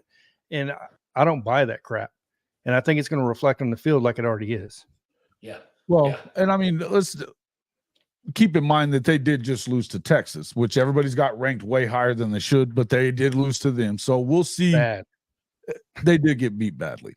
But I would say that, do you know for sure that they lose to USC at home? I don't. Come on, Michigan. Yeah. Like, here's the thing. They're completely one-dimensional. If they weren't so one-dimensional, I could make an argument, but to be that one-dimensional, it's like, okay, you got a good defense. It's hands down, in my opinion, a good defense. But it's like everybody says, right? The flood, there's only so much the dam can take before it breaks. So that defense is going to have to experience that every single game. And look, there's some good offenses in the Big Ten this year. And there's going to be a lot of teams looking at Michigan, licking their chops, going, you've screwed us over these past couple of years, or you've put it to us, and we're about to put it to you. It worked out for them because of who they were on defense, and they did have those dudes on the other side. I agree with you on that. Now it's not going to, because I don't think it's going to work out well for the rest of the Big Ten, for that matter. I think that the fact that you've got these high-flying offenses is going to be an adjustment for the Big Ten as much as it's going to be an adjustment for them coming to the Big Ten. I'm not saying that they're coming in and going to win everything, but I do think that when you only had to prepare for that really once a year, when you were going to play Ohio State, that's a lot different than having to do it now that you've got Washington and Oregon plus USC. I don't know what they're doing at UCLA right now. You couldn't pay me enough to watch a UCLA football game right now, but I would tell you that I don't know what they're doing there at the moment. But my thoughts are, if you want to try to, that's the way to kind of even the playing field. I mean, that's what we learned from Mike Leach more than anything else, is that you can even the playing field by playing that kind of an offense. And so if you're not very good, that's the best way. But in the Big Ten, they haven't adopted that yet. And I think at some point they probably will have to. Well, guys, I have to tell you, I can't tell y'all on here who it is that already has the inside track on this Michigan job. Because if I told you, I'd have to kill you. And so I don't want to put. Coach Rick just said it. He put the super chat in there. He's not even under contract. Yeah, he's not. Which is wild. Chat, Coach Rick. Yeah, I'm gonna go ahead and tell y'all anyway. Connor Stallions. That's I brought that up in the live stream the other night. I was like, man, you know who Michigan really needs? They really need Connor Stallions. I think that might have been the MVP from last year, although he might have been the biggest dummy for a I'm not going to say anything bad about Marines, but this guy should have been smarter than what he was about getting caught. Using your own debit card and shit for everything. And then admitted on a Netflix documentary. Come on. But before all that, I mean, you got to admit it. Everything they had your credit card and everything. They knew the seat people were freaking scouting from. Hey, have y'all watched that documentary? Oh yeah, the night it came out, I watched it. I was so friggin' bored watching that shit. I fell asleep watching that shit. That was bad. Ooh, the Board of Michigan with Sark as OC. Well, now Keaton, you're just making us laugh. Yeah, I hope Sark stays at Texas forever. I gotta tell you, he is. I believe he is. No, he won't stay won't. forever. Not when he goes back to winning 7 games, bro. Not when he goes back to winning his ass quickly. He's still University of Texas. What have you done for me lately? I got to see what they do defensively. I'm not sold on the interior of that defense because they hadn't been tested yet. Hasn't been tested yet. We'll see. Anyway, got 2 or 3 smiles. I think it's funny, Keaton. By all means, it's funny. I think that there's definitely guys that they've been talking about that would take that job. I wouldn't be ultra surprised if it would. I'll tell you who I think it probably is like Lance Leipold. I think it'd be somebody like that. Talking about the Michigan job? Yeah. No. I'd hate to see him there. Shit. You would. I think Michigan's going to recruit kind of like the way Alabama did. They're going to go find them somebody that understands NIL and understands how these kids work with a strong GM, with a strong general manager like Courtney Morgan. Got to have that. I think that would be like something they're really going to have to take a look at. And look, and this guy is becoming a real known well commodity, and he has experience. But I'm telling you right now, if Deontay Lynn turns that USC defense around, he probably won't be at USC too long. Not as a D coordinator. I agree. I think the defense is clearly turned around there. What they can do as far as depth for this year, I don't know. I don't know that they fixed their depth problem. In fact, I don't think they did at all. But I think Denton Lynn, I don't know that he gets that job, though. I think he's not right away. So he could be a head coach somewhere first. I like him. But I've been saying that I think Matt Entz, they hired him to take over for Lincoln Riley. I believe that. I don't think there's any 2 ways around it. That's what that we're looking to do. And again, look, I'm not saying that Sark isn't doing a decent job for what's been going on at Texas. What I would tell you is that I would pump the brakes a little bit, folks, because he's done it for 10 years. He's won more than 10 games once. That's it. And we got to figure out whether or not they're going to be able to go defense. If they can still build those defenses like that, and he's going to do the right things to take care of them. Look, they've got a light schedule as far as the SEC is concerned, for sure. Yeah. But back-to-back weeks against Oklahoma and Georgia, you're going to find out something about Texas right now. Yeah. And Benji, let me just tell you, that son of a bitch is never coming to Notre Dame. I'm just telling you right now. Who's that? That's a really, really good point. Keep chopping. Yeah. Penn State. He went to Penn State, huh? Yeah. And I don't know how much longer. James Franklin has to win these games. You've got to. Well, as much as they looked good in that first week, I'm not sure what that was about. If it was about West Virginia just not being very good, or if it was. And I'm not trying to say anything bad about West Virginia. I like West Virginia's team a little. You know, I think Green's pretty good. I think that they've got. I love their offense, but I thought they were better than that on defense too. My thing is with Colton Nicky there, they should be better. I just don't know that it doesn't have something to do with James Franklin. I just think there's something weird there. And with all the shit they got into over that, the way he was treating players, it could be that the players don't love him. Yeah. Yeah, no, 100%. Belichick would go to UM. That dude. I think Belichick is done. Oh, he's an assistant at Washington right now. Yeah, but Yeah, I would he's tell you not that gonna be Head anymore. coach. I think he goes back to the NFL to be a head coach. If he's going to do it. If he's going to do it at all. He's done, guys. He's done. I don't I know. feel He the was same trying way. for the Atlanta job. He was trying for the Atlanta job, and they didn't give it to him, Yeah. which is weird. Why would you? Well, not give it to him? that's my point, guys. You know, Bill Belichick did a good job when he had his quarterback, but at the end of the day, he's a done deal, and I think people see that. I mean, and you know, hell, it's hard on us old fuckers that we get old, and nobody wants us anymore. I mean, it's just the way it is. Well, And as much as he's I a like done deal. Belichick, I think as much as I like Belichick, I think Brady needed him as much as he needed Brady, but they They needed needed each and other. it was a Yeah, perfect marriage between those guys. you I know? agree, but that's what I'm saying. Stick a fork in their ass because they're both done. Yeah, I think that they're looking for a splash hire if they do that. Yeah, They got to be looking for a splash hire.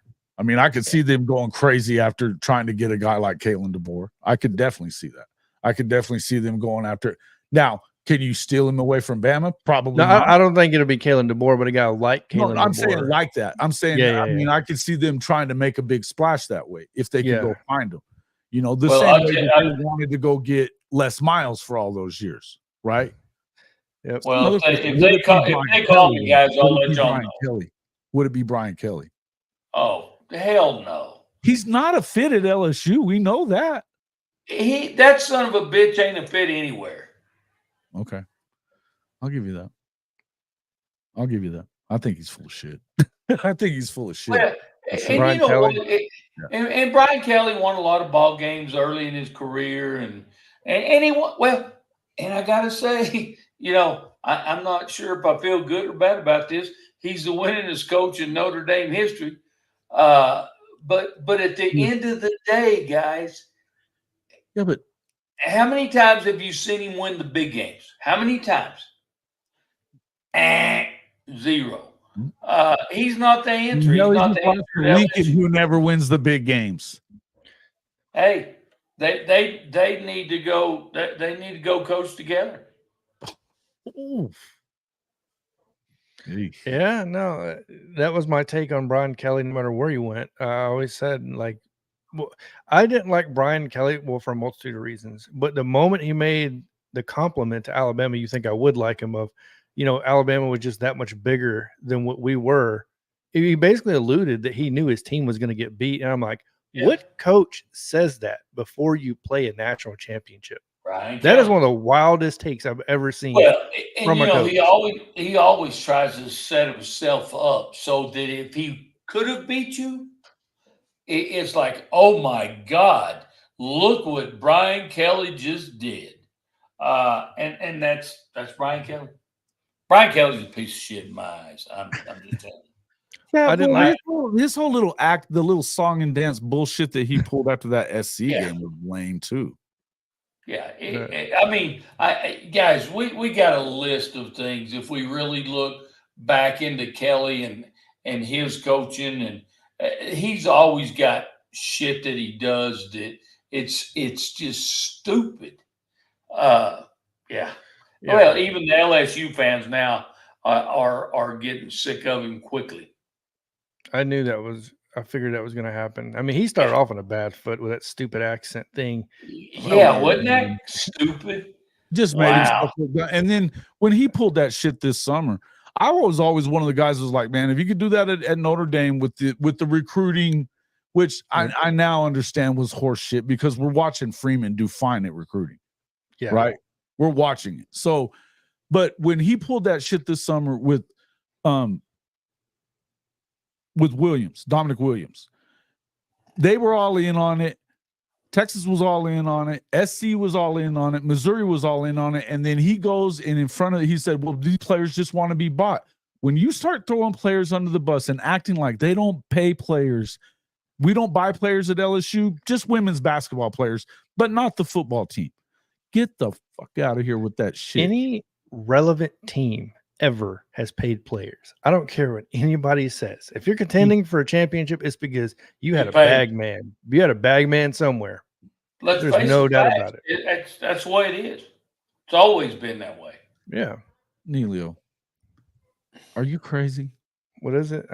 Drinkwitz ain't gonna have another good season. He might be. They might get to 9 this year. Drink ain't that dude. Drink ain't that guy. There ain't no damn way. Neilio, you been drinking? Have you been drinking? Shit. Bill O'Brien to Michigan. No. No, he's comfortable. I think. I don't think Bill O'Brien's going anywhere. That's a lot of that has to do with their kid that needs to be around that hospital. Yep, That's why they were exactly. back in Boston to begin with. Yep. I don't think that he has to. Hey, he probably won all he needs to win for the next 2 years just a couple of weeks ago. Hey, he could end up in Notre Dame, boys. I bet Deuce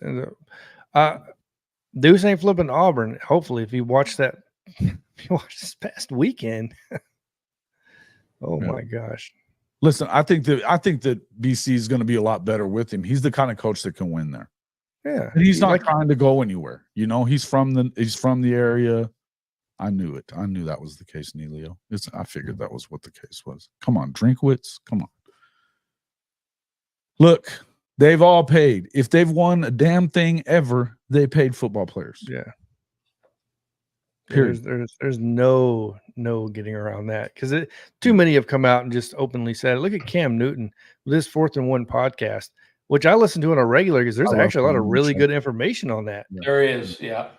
As much as I don't like Cam Newton because he went to Auburn, he's kind of an asshole. He is, but the information that comes through that podcast is actually pretty good. So, if you're looking at this correctly, 247 had BK's last 3 seasons were in the top 10 as well. And he still got his fucking teeth kicked in. But he's kept them there. You know, usually you're going to have a drop off in recruiting no matter what. Whenever you lose a coach like that's been there that long, and from what we understand, those last 3 years, coach, tell me if this is wrong. He didn't do a lot of that recruiting. That was on guys like Marcus Freeman. He didn't do shit recruiting wise. He was on the golf course playing, and you know, hell, if we were lucky, he would go into a player's home, but not very often. He did very little recruiting there. You know, what was his famous line? You know, we shop down a different aisle. Yeah, we have to shop on a different aisle. Oh, give me a friggin' break. Well, and I mean, it was an easy narrative because it's just like it was an easy narrative for him to say that about missing out on all their targets for the defensive line in the portal. Yep. Same shit was that because for whatever reason, even though NIL is legal to do, that they still think they want to make players look bad when they don't get the guy they want.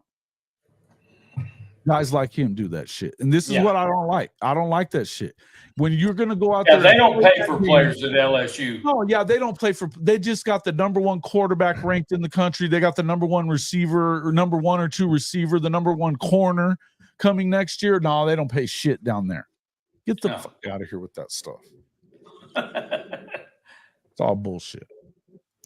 Deuce Knight, though, and CJ Grubb, I mean, at least Freeman's going after quality quarterbacks coming out of high school. I'll give him that. Bro, he's gone after a lot of quality everywhere. Yeah. Well, and I got to tell you guys, I think talking about the quarterback position, I think after this year, I think we're going to get into a rhythm with our quarterbacks. You know, CJ Carr, guys, he's not bad. You know, I tell you what, right now, even Saturday, I was saying either put in Kenny Minchie or CJ Carr at the end of that ball game, and I truly believe this. I think if we put either one of those kids in, I think we had a shot at winning that ball game because we can throw the ball vertically down the field, which hasn't been the case lately. But we're going to be set with quarterbacks. It's you know, we've been fishing obviously in the portal, but I think from this year on, we'll be fine at quarterback. I think you're definitely in good shape. I think that I mean we've talked about Carr a bunch, but I even think with Minchie he can go too. Carr spins it, man. Yeah, that kid looks really good. Well- To answer this question, that who was it that just asked that question? Oh yeah, Stason. Y'all think Arnold will have a better game this week? Listen, I think he's going to go better from week to week from here on out. To be quite honest with you, I think that what they need to do and what they probably should have done by now already was to take some of the reads out of it. Like Jonathan said earlier, what they did with Caleb Williams a lot. Just let him read half the field, give him 2 reads. You either take off or throw it out of bounds otherwise. And let it be that and build from there. You can build off of that in the same playbook and let him read the other side now too. But if you just, I feel like you just need to get him some confidence. That's all he needs, confidence. So yes, I think so. My opinion, you're playing Tulane. They run a 3-3-5. It only makes sense to bootleg this kid out and let him run. Like, let his confidence build through running. Like, really, like, do what Alabama basically should be doing. Jalen Milroe, like, get your legs underneath you first, get comfortable running. Because the one thing that people try to avoid talking about is I talked about this the other night. Him in high school, Jackson Arnold was blasted. He had no offensive line. He was chopped up every game. So over a course of time, when this happens year after year to you as a quarterback, it's in the back of your brain to just 1 read or 2 read, take off and run, right? So it's going to take time to break these habits he has, just like any quarterback, especially a young quarterback. Yeah, keep chopping. Tulane isn't going to get to be scoring the ball the way that they were against K-State last week. I can tell you that. No, you guys' Oklahoma's defense is for real. Oklahoma defense, that's not a question. People keep talking all the shit they want to talk about Oklahoma. Yeah. They'll be in every football game. Because of the defense. Yeah, the defense will definitely keep you in the games. It's just a matter. You got to play a waiting game from week to week, but you need to. But yeah, they need to score in the at least low 30s. Yeah, that's where you need to get them. We talked about this, guys. To win a natty, it can't be about the race to 50 anymore. We know they can win these low scoring games now. This is not a terrible thing. It's not a terrible thing. We'll talk more about that tomorrow on Rise and Shine, but I'm going to tell you, I do not think that this is a terrible thing. Winning a 16-12 game, how many folks really thought that they were going to score on a Hail Mary yesterday or Saturday? Because I didn't. They hadn't done shit else. They could hit the underneath place. It's all adjusting, man. Like, you really don't know what you have in a quarterback until he gets out there and it's live and you see it for real being played. Yeah, shit. Like, and I think now that's why the first 3 games are so important to me before you get into SEC play or whatever it looks like, because you need to figure out and adjust to what his strengths are, what he needs to work on, and just work on it week to week on who you're playing, depending on what they do. Because Tennessee, there's one thing Tennessee's going to do. They're going to bring the heat. They're going to bring some pressure. Sure. So that's why it's important to get this dude in that rhythm of throwing to the flats, to mesh routes, to underneath stuff. And you need to hit him on the deep ones too, because their secondary just did that damn good. No, it's not. You got to stretch them. Weakness is you're going to have to stretch the field there. Otherwise, they'll be in his lap all damn day. Yeah. And guys, it's John, you just alluded to it, but you don't really know what you truly are starting to work with until after you've watched 3 ball games. Yep. After 3, you can kind of start telling, what you have. Game 1, hell, you may kick the shit out of somebody. They may kick the shit out of you. That doesn't mean you're going to be great or not be great. Either way. Nope. But it's not when you get to game 3 and you play game 3, you're kind of start getting the identity of your football team for that season. And from that point on, you can kind of start gauging what you're going to look like as a football team for the rest of the season. Right. And Chicken 15-15, man, that was my biggest compliment to Jackson Arnold, was the ability to roll out and throw right off balance, because he's got a freaking cannon. And he is super accurate outside the hashes. He can drop it in a basket. Yeah. Yeah. Yeah. Yeah, those were the huge plays made by the Green Wave last Saturday. Had everything to do with the defensive secondary, totally confused and lost, just awful communication. And I would tell you that, in Mars Jams, Ben G was saying that Houston hadn't exactly been a juggernaut. Well, that's true, but you did what, aside from a bad PI call, which had them booing so much that you didn't get Spears Jennings the call on the next play, which was a touchdown. They didn't give up shit to them. As Houston's a better football team than they have been. They've had a hell of a coach. I will give them that. They're going to be better. They're slowly progressing, and again, let's look after week 3. Let's see where they're at. But I think you're going to look back on the Houston game and say, you know what, they weren't really a bad football team.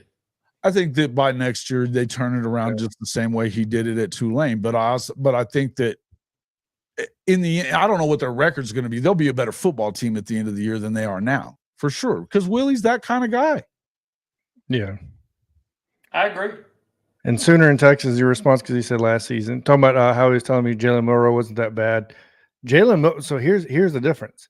Jackson Arnold, you saw what he had the year before. If you would have watched Jalen Milroe the year before, the little bit of playing time he had in that fall camp, in the 8A game, he looked terrible. That's why Alabama fans gave him so much crap and didn't believe in him, because you didn't see any progression until we got on the field and actually got to play games.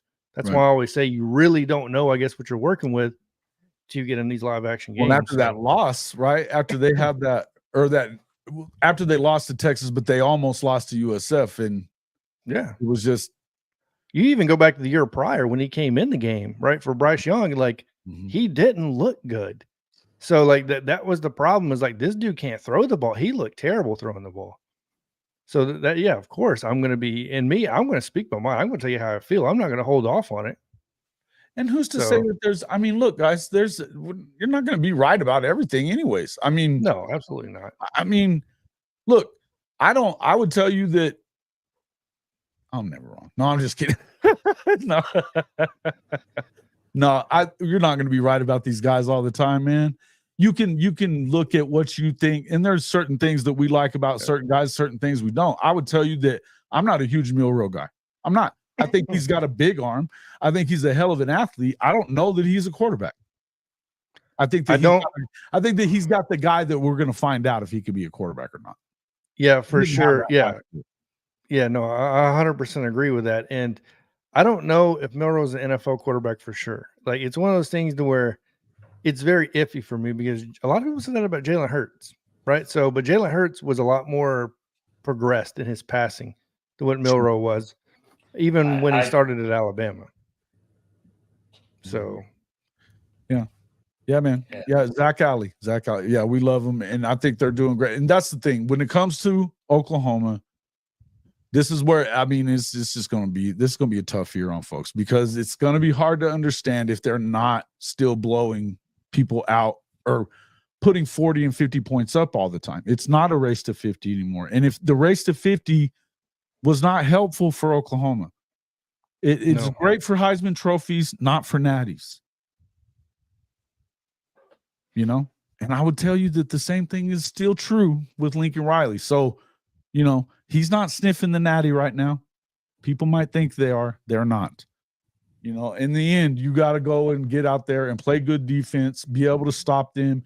Do they need to be better than they are on offense today? Yes. Will they be better than they are on offense today? Yes, they will. They will. And I think Jackson's going to be fine, man. I think Jackson's going to be fine. I think the idea of pulling him out for a younger true freshman, I'm not telling you, I don't think that if he got hurt that you don't want Michael Hawkins in the game. I don't think that you want to pin your hopes on a guy who's making his first starts ever as a true freshman in the SEC. Yeah, that usually doesn't work out for everybody too well. You definitely want him to sit and learn. Yeah, listen, and get him some situational play, man. Get him some reps in times, Put some packages together for him throughout the year that he could get some time in there to take a look and kind of learn the game speed of the SEC. I believe they should do that. I don't want to trade time. I don't want them, in and out of the game, but I don't have a problem with him getting in there and getting some reps, because you're probably you could need it, right? You could need it. And this, I would tell you the other thing is I really do believe you go pulling. Now he becomes the second 5-star quarterback to get jerked out in the regular season without being hurt for a young guy. It don't matter if that was his fault or not. It starts going around the recruiting trail that He may not be happy. they're hard on 5-star guys. They don't like them. So, yeah. Like I said, I told that guy on Twitter yesterday, it's not hard. I was telling people from Oklahoma that it's not hard for recruits to decide that Oklahoma is no longer QBU. Yeah, I mean, yeah, Georgia's kind of just taking that spot as far as like they just get the benefit of the doubt for everything. I think Ohio State does to a certain degree, and everybody else is just at this point trying to play catch up. Right. No, in Ohio State's really good with their quarterbacks, but I don't know what I think about the one they got this year. That's a different ball game. Yeah, but they're going to run the shit out of the football. That's one thing about Chip. He spreads it out and goes straight downhill. They get him spread out, and then he uses them big ass running lanes. Chip may have been the reason that they couldn't win the thing. I'm just going to tell you, Ryan Day and Ohio State will still piss down their leg this year. It's possible. Chip hasn't won. It's not possible. It will happen.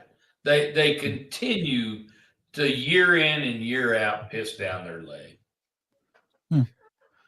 I mean, I'm not going to argue with you. You're not wrong. If it happens to Michigan, I don't think Ryan Day's going to be there too much longer. I'll tell you that. Yeah, listen. Exactly. If they lose to Michigan, Michigan, he has to win the Natty or he's fucked. Yeah. No, guys, they're not. He's not going to lose to Michigan this year. Michigan's looking forward all the way to Ohio State. They're not even looking at nobody else. They're preparing week after week after week just to take I hope you're right. I hope you're right, just brother. to take Dave's job. Because I would just love to see them beat their ass. I don't know. It's another one of those teams that's like, yeah, he wins the Big Ten and shit, but he ain't going to win the Natty. What do I care if he stays? Still waiting on it. Yeah, let him stay. I know Billy Napier's doing a great job in Florida. I love him there. He needs to stay there too. He needs an extension next year. Yeah. Like, I think it's going to be tough to beat the Bucks too. I haven't gone so far as to say I'm picking them to win the Natty, but I don't know that there's a better football team in the country right now. I don't. Than Ohio State. Yeah. I think Georgia. I think it's them in Georgia. I don't know what I think. I don't know if I see a better team than what they can be. Are they that? Well, athletically, are you talking athletically? I'm thinking defensively, plus the fact that of what they have added.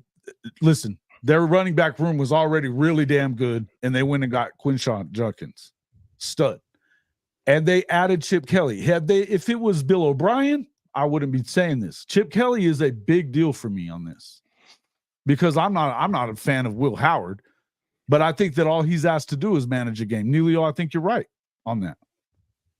Yeah, I think you're right on that. Coach, question from Coach Ricks. I was arguing with a guy. He's a big Notre Dame fan. He thinks you guys were overlooking. I told him that was letting a team hang around, and then it's a dogfight. No, bullshit. You don't overlook anybody. I mean, I don't give a. You know what? Did we overlook them because we paid them $1.4 million to come kick our ass? No, you don't overlook anybody. And I alluded to this earlier in the podcast. You prepare every week. You've got to be consistent in your preparation to win ball games. So yeah, no, if we overlooked them, then I would say fire Marcus's ass today if we overlooked them, because that's not part of, as a head coach, you got to prepare your team week in and week out, no matter who you're playing. NIU has a painting in their locker room, and it's called the Boneyard for a reason. They're known for beating good teams. This is not new to NIU. I remember when they beat Alabama right before Saban got there. And I'm not saying we were great, but we won 10 games the next season. Like, and a lot of those players were the staple of that. So NIU is not new to beating big teams. No, So if you're overlooking that team, that's like overlooking UCF, right? Before they got to the Big 12 or a team like that, you can't overlook those teams. No. Sometimes, and the other thing is that teams aren't as good as far as depth and stuff like that is concerned. There's chances for them to be better players on other teams now because of the NIL. Yeah. And the transfer portal and stuff happens. So stuff happens. Some of these, I don't know who they had. I haven't seen anything from NIU. I don't know, but I know what you're talking about as far as them being one of those giant killer teams. Yes. Would you be very surprised if App State would have beaten Clemson? Probably because it was in Death Valley, but you shouldn't have been, right? Because App State is a giant killer. But in the end, I would just say, all right, so this next one, Stephen G, is Nebraska back? I love the question. I was going to ask it too. Go for it. Coach? What's that? I'm sorry. Is Nebraska back? Is Nebraska back? They're back more than they have been in recent years. And you know, I think they put together a good coaching staff. I think they have the opportunity to continue to get better. Are they back this year? I don't know that it's all going to be this year, but I think they're working their way back to being there. I have one of my ex-players that played for me at Wichita Falls Rider. He was actually the Outland Trophy winner at center there, Aaron Taylor. I reached out and talked to him, and they are super excited about where the program is headed right now. So I'm not saying they're back this year, but I think eventually you leave that staff there and the recruiting that they're going to be doing, I think they will be back. And you know what? I think we'd all love to see Nebraska back. College football's better when Nebraska's good, no doubt. Yeah. John? It's amazing what one quarterback can change. When you go back and look at last year, when they got beat, everybody pointed towards the quarterback. Oh, he wasn't. This year, yeah, I know that's what I'm saying. This year, when they won, you know what I mean? Look what everybody pointed to. The quarterback. I keep preaching. You can be the best recruiter on the planet. If you can't recruit and bring in a big-time quarterback, it's all for naught. You know what I mean? So that's just what it comes down to. Dylan Raiola, it looks like he can be the real deal. Yeah. I get it. It's he hasn't played any stiff competition yet. Colorado is not a good team. I don't care what anybody says. That offensive line I did a whole video on this. They're statistically worse, on pace to be worse this year than last year for sacks. 60 plus sacks, more than 220 hits on the quarterback. Their defense is subpar at best. And when Shador and Travis Hunter leaves, Cormani McClain and a bunch of these 5 and 4 stars are already gone. Who's going to be there looking around? You think Deion Sanders is going to be there looking around? He's got to do better. He's got to do better recruiting high school or making people believe that he's going to stay there, and he better stay. Otherwise, they're screwed. Yeah.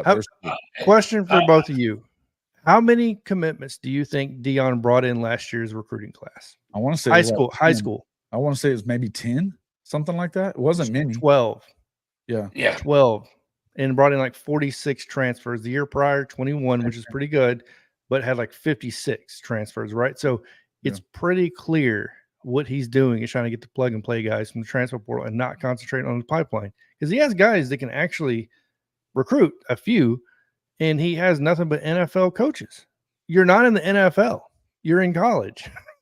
True. You need someone to speak college, and I just feel like he doesn't have. But either ways, I'm not going to get on a tangent in Colorado because I've already did that.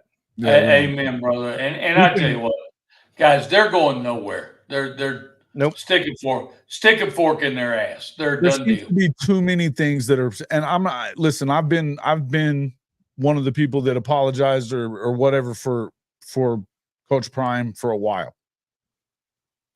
There's starting to be so many things that are stacking up that you're wondering, how can they do it, right? How can they do it?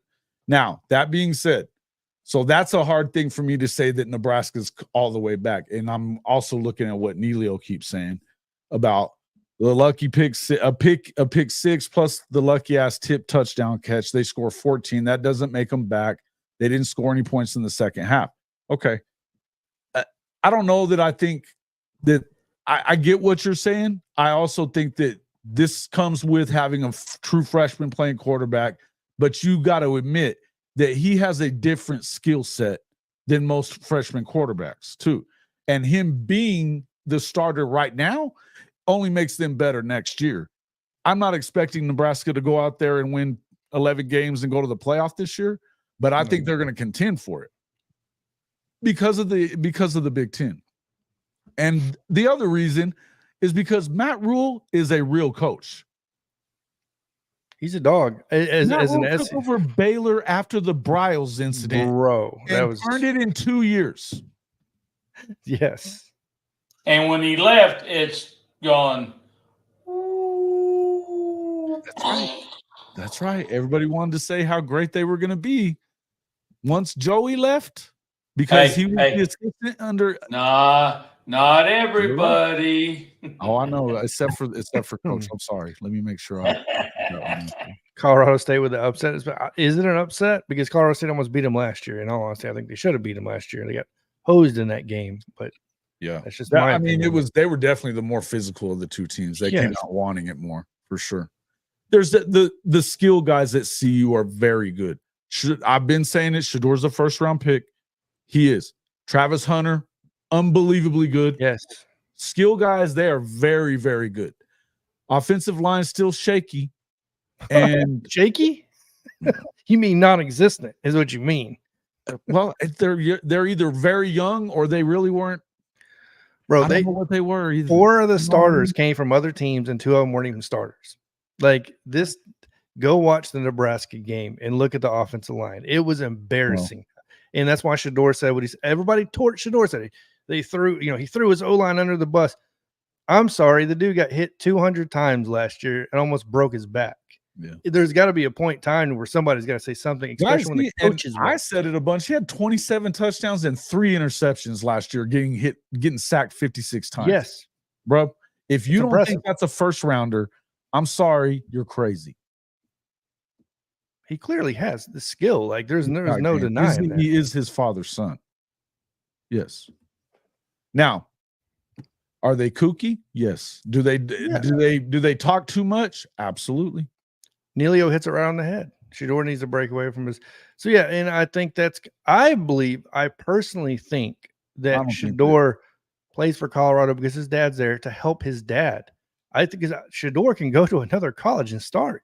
He doesn't have to be at Colorado, but I think honestly, he's trying to help his dad adopt a certain culture. I don't know if it's the proper culture or the right one. That's not for me to judge, but I kind of feel bad for the kid because he catches a lot of heat and he's still a college athlete at the end of the day. Yeah. Yeah. Look, and I'm going to tell you another thing. These people that are saying that Coach Prime's going with him to the NFL, that shit ain't happening. He hasn't won enough at the college level for them to give him a damn NFL job. I'm sorry, but he hasn't. He may go, if he goes to the NFL, he's going to be an assistant to the assistant. He'll be like an assistant to the regional manager. We're talking office terms now. That shit. He's not. I don't think that he's necessarily lying about anything that he says. I don't think he wants to be a pro coach. I don't think he wants to. It's a different deal. Yeah. And at this level, he's got all the power in the world that he wants. He can do and say whatever the fuck he wants. And they love him at CU because they're making money off of him every week. He's a cash cow. Absolutely. And you know what? If he will adapt a little bit, they can win. He just got to adapt a little. It's not like they're not in the damn SEC, coach. They're not in the SEC. Let's not act like they are. The fact of the matter, they have to recruit high school kids, coach. They have to recruit high school kids. Yeah, and that's the thing is when Prime walks into a living room, they're enamored by him because he was the great guy. If he goes to the NFL, that no longer works. These guys are in the NFL. They're like, you're on the same level as I was. Who are you? You know what I mean? So it's the same concept. That's why I told people Saban wasn't going to work in the NFL, right? So that's why he didn't work. Saban has to have control. Yep. So you can't control those guys like you can college kids. They're not even kids really, but you get what I'm saying. Like, Yeah. No doubt about it. Young That's adult. 100% right. I don't think that there's no way he goes to the NFL. Go ahead, coach. Stick a fork in his ass. Colorado's done. Well, the thing is they're still making money. I don't see them. No, I agree with that. They're not going to pay him to not be there and not make him that money anymore. I don't see that. He's going to have to leave and have a buyer. I don't think Colorado can hire another coach that's going to help them be successful and make money at the same time. No, you got to do something. You got to build something that you can bring a coach into that can take over and go to the next level. That's what you need him for, at the very least. And Colorado reminds me a lot of New Mexico. Colorado reminds me a lot of New Mexico. Neither one of them know how to fucking spell football. Well, maybe being back in the Big 12, we'll see. But I don't know. We'll see. All right. Any other big questions for anybody? You guys got anything else we want to talk about? Anything on your mind? Appreciate you bringing me on. Hey, man. Appreciate you coming on. It was great having you, man. You too, Coach. Really enjoyed you. May have to bring you guys on if you're willing to do a pregame Oklahoma and one for Notre Dame. Okay. Yeah, just let me know. Let me know. I'm in. Absolutely. Tell everybody how to find you so they can get over there and get onto your channel. Bama Talk with John. Very simple. At BT with John. So at BT Bama Talk with John. Or as I like to say, beans and tacos. I like my food. So there you go. Hey, that's me, brother. Beans and tacos. Yeah. Yep. Everybody's saying good. Hey, today was Taco Tuesday, man. Oh, man, you say goodbye to the neckbeard? Or are you going to do? You got to do something special on the show. It sounds like, because that's all we keep hearing about the neckbeard stuff. Oh, I don't. Man, the neckbeard. You could do like a. You could do like a Patreon show for that. Make a little cash. The neckbeard. The neck to start like away. The neckbeard takes. Yeah, oh, man. The neckbeard take. But I gotta get rid of it. That's the problem with my job. Well, that's why I go away. At least get a little something out of it before it leaves. Do a members only game or something. Members God, members. I'm gonna start an OnlyFans. That'd be pretty cool. Show the neck up. Hey, listen, man, there's some weird ass people out there. You'd be surprised at how many people might bite on that. I know. Probably get Diddy. I know. Hey, I know one. I know one that would bite on it. Oh, Jason would bite on that. Get Manscaped to start sponsor you. I know 100% right. What the fuck was that? I'm just jacking with you, brother. Fuck. All right. Thanks for coming in, man. Appreciate it, guys. Yeah, I'll hit you up later. Hit you up, Coach. Have a good one. You guys have a good one. See you later. You too. Hope everybody wiped their feet. Yeah, where are we at on that? Let's take a look. You guys know he's all upset at y'all are trying to bust his chops about the outlaw or what? Because he's not a friend of them anymore, from what I understand. Jason? Sooner he said you can borrow the Manscaped kit. Sipping sooner. From Manscaped, man. Those dudes, they sponsor a lot of people.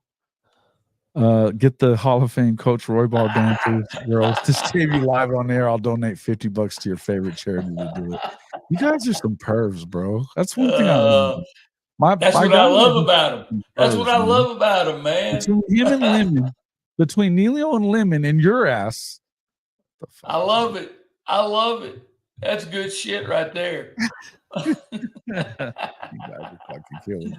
Oh, I love it. That's funny as shit, Neilio.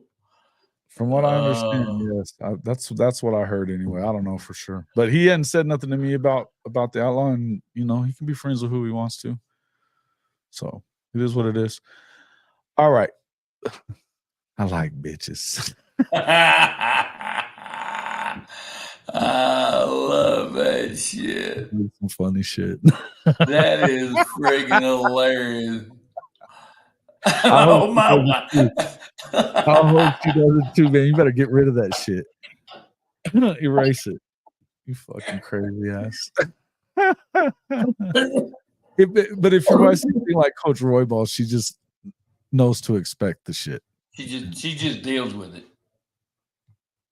Um, Hey, 40 years of dealing with my ass. I mean, she just deals with it every day. Sooner in Texas, I don't know what you're asking, but let it go, bro. Let it go. What's he asking? Something about the in-law of college football. Oh, Clown. Whatever. in-law, outlaw. In-law, outlaw, whatever the fuck they want to call him. Yeah, Clown law of college outlaw. football. Shit of college football, whatever the fuck you want to call him. That's funny. I don't give a fuck about him. There's outlaw. All that ball hair on his throat. You guys are fucking terrible. All right. Y'all are hilarious. Which I got me doing on here acting stupid. All right. Like Anwar and Catch separating. Did that happen? Because I know that Anwar like took up for old little buddy Catch. Right, little buddy. That's a fucking funny thing. Oh man, that's some funny shit. All right. I gotta get out of here, man. The bull nuts. Hey, Neilio. Here we go with that. We need to get them bull nuts. You know what? I really need to get up to the Texas Panhandle and get me some bull nuts. Jason, have you eaten calf fries before? I have. Did you like them? I was told it was chicken fried steak when I was a kid. Right. I ate them. I've never had them again. Hey, I tell you what, they're so friggin' good. Now, if you cut them up too big, they're just kind of squishy and stuff. But if you cut them kind of small and deep fry them really good, they give you that crunchy taste. And oh man, they are so good. And you can either put some ketchup on there on them or put them in some cream gravy. Oh, daddy, that's some good shit. So Neilio, if I get me some bull nuts, I'll give you a holler, brother. You'll have to come have some bull nuts with Coach.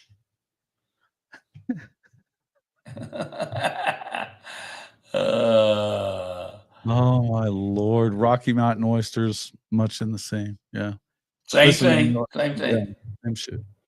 Same shit. Sipping later, brother. I'll talk at you soon. Hit me up tomorrow. All right. Hey, Benji, I do have to say congratulations to you guys on whooping up on. He went up Michigan. there too. He was there. He was up there in Ann Arbor. So yeah, I just have to say congratulations. That was a nice win for you guys. Yeah. Did you ask me? Well, damn, they traumatized you with chicken fried steak. Yeah, I was pretty pissed when I found out about it. But now that I'm thinking about it now, and it definitely didn't taste like chicken fried. But I mean, you're a kid, you eat pretty much whatever. If you'd have known what it was, you probably don't. But yeah, it is what it is. And no, I haven't since then, so I haven't tried them since then or anything like that. But I know some people love that shit, man. Some people won't eat rattlesnake though, and I will. I love rattlesnake. It's great. I love rattlesnake too. Mm-hmm. I love rattlesnake. I grew up as a hick in a little town of about less than 10,000 people out in the middle of nowhere. Yeah. I mean, Perryton, Texas. If you drive north of Perryton, Texas, in 7 miles, you're in Oklahoma. And in another 25 to 30 miles, you're in Kansas. Yep. So you're up there in the Panhandle. It's Panhandle area for Oklahoma. So it's a Panhandle for Texas too. But if you start thinking about that too, and I mean, I'm from a place, we grew up in and out of Oklahoma, but also in southeastern New Mexico. And I'll just tell you this much. They eat every damn piece of the cow around here. In this part of New Mexico, every piece of it. Tongue, intestines, all that shit. Lengua tripitas, culo. They eat it all, brother. Funky. But now that's different. But I mean, they'll eat. I mean, I've seen a lot of crazy shit people eat, but I'm good on that stuff. I'm straight on that. Eat the brains. Ooh, yeah, no. Yeah. They eat it all, man. But like menudo, that's got tripe in it. That's intestine lining. Yeah. So yeah, it's So yeah. Tripitas. So that's And why you know I they I even like- take that. I like Go ahead. pozole. I don't fuck with the menudo. Yeah. And I'm not. I'll eat menudo, but preferably not. I'm a pozole guy. Yeah. Mm-hmm. Yeah, me too. And you It's know what? good. I need to Great fix soup. this some. Great I need soup. to fix this some. I'll fix you some up. I can cook the hell out of pozole. There we go. That's what I'm talking about. It'll be getting cold here soon. We'll be in need of it. So Hell yeah. move on. I'll All right, take care of you, brother. Coach, anything else we got to go on? You know what? What do Notre you Dame, expect? Notre Dame, don't fucking choke this week. Who they got this week? Purdue. Hey, Purdue. you know that's another thing. I know. You know that's another thing that Freeman said when they asked him after the A&M game. They asked him, "Who do y'all play next week?" He said, "I don't even know." That's not a great statement, too. I bet that was bulletin board material. You better know who you're playing. Looking ahead. You're not supposed to be looking ahead, but you know he knows. But So you better know who you're playing. That was Yeah. a stupid answer. And that was after the game, not before the game. That was after the game. So after the game, you better know who the hell you're playing. Right. So Right. anyway, All right. it's all good. Hey, yep, guys, and I will be back in here in the morning at 10:15 Eastern. That's 9:15 Central Time for Rise and Shine College Football.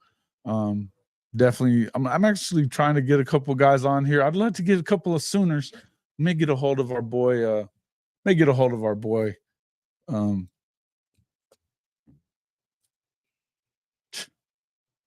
Your boy, our boy from Dallas Skyline, Oklahoma Sooners. Oh, Stephen Coleman. But I was the reason I lost his name all of a sudden in my head was because I was just thinking about what you told me the other day, that we got to get him in here as well, because I knew him from when you were coaching in Hobbs. Antoine Kirkhughes, who is one of the best like that. athletes I've seen face to face, or been around. Like, that dude was a monster, and I watched him beat Eddie Jackson in a race that day, and Eddie was one of the fastest guys in the state as a senior. Yeah. And he beat him in flip-flops and sweats. Yeah. He just kicked his ass. Well, he went from Texas to the Dolphins, and then ended up getting cut there by the Dolphins. But yeah, he's ready to come on the show, and that'll pump Ben G up a little bit there. Yeah, Ben G, you remember Antoine Kirkhughes? He was actually roommates with Ricky Williams. Yeah, back in the day. And you know what? I think Antoine will probably help us get Ricky on here. That would be fucking cool. Yeah, that'd be kind of fun. Cool shit. How do you not like Ricky? I could have. I wish that Cedric hadn't passed. I could have gotten him. I talked to Cedric. And I tell you another guy I think we could get on here is my Nebraska guy. I think we can get him on here too, Aaron Taylor. Aaron. Ooh, that'd be fun. That'd be fun. So I think we can get remember some Mikey kids Moore? on. Do you remember Mikey Moore? Neilio's asking. How about all Big 12 K-State guy? Moore. God, when did he graduate? You remember? I don't remember him. It's Big 12, so he's not. Would have had to have been at least 97 or further. I don't remember though. Yeah, I don't. Yeah, here we go. I knew that was coming from legend.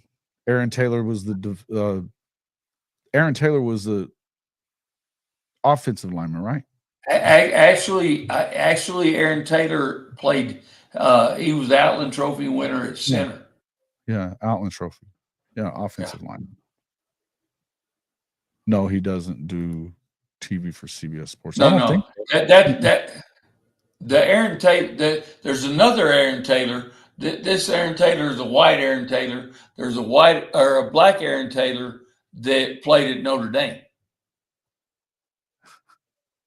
Are you in New Mexico? It's actually pretty there. Yes, we are in New Mexico. Southeastern New Mexico. It was actually about 3 miles from Texas, right here where we are. So West Texas. As a matter of fact, Jason and I, every morning we get up and we jog out to the Texas state line we cross over into Texas, and we take a deep breath of fresh Texas air, and then we come back to New Mexico. Oh man, that's hilarious shit. Oh man, and Charles Crows Fly High. That's funny. He comes in, and I haven't got to talk to you since you got all that gear from us, man. Thank you so much for coming in and getting all that merchandise. I hope you're enjoying it. Charles Crows Fly High. I think he got like $300 worth of shit one night. So all I want to know is, did you get one of those T-shirts that says, "I don't give a shit"? I think he did. I think he did. That was funny stuff, man. I might have you jump on me in a few weeks, getting Tony George from the New England Patriots. All right. Alumni. That's cool. That's cool. That'd be That is awesome. cool. Man. I'm always down to come on with you anytime you have me, Coach. All right, guys. Bringing Good up job, that merchandise. So make sure you guys jump in there on hofmedia.us/pod-merch. Jump in there and get our Horns Down gear. The Coaches I Don't Give a Shit wear, or the Horns Down.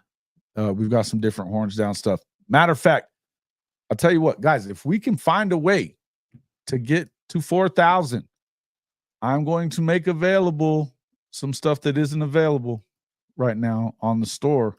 But we got to get there first, damn it. And I'll even give some of it away. So how close are we, man?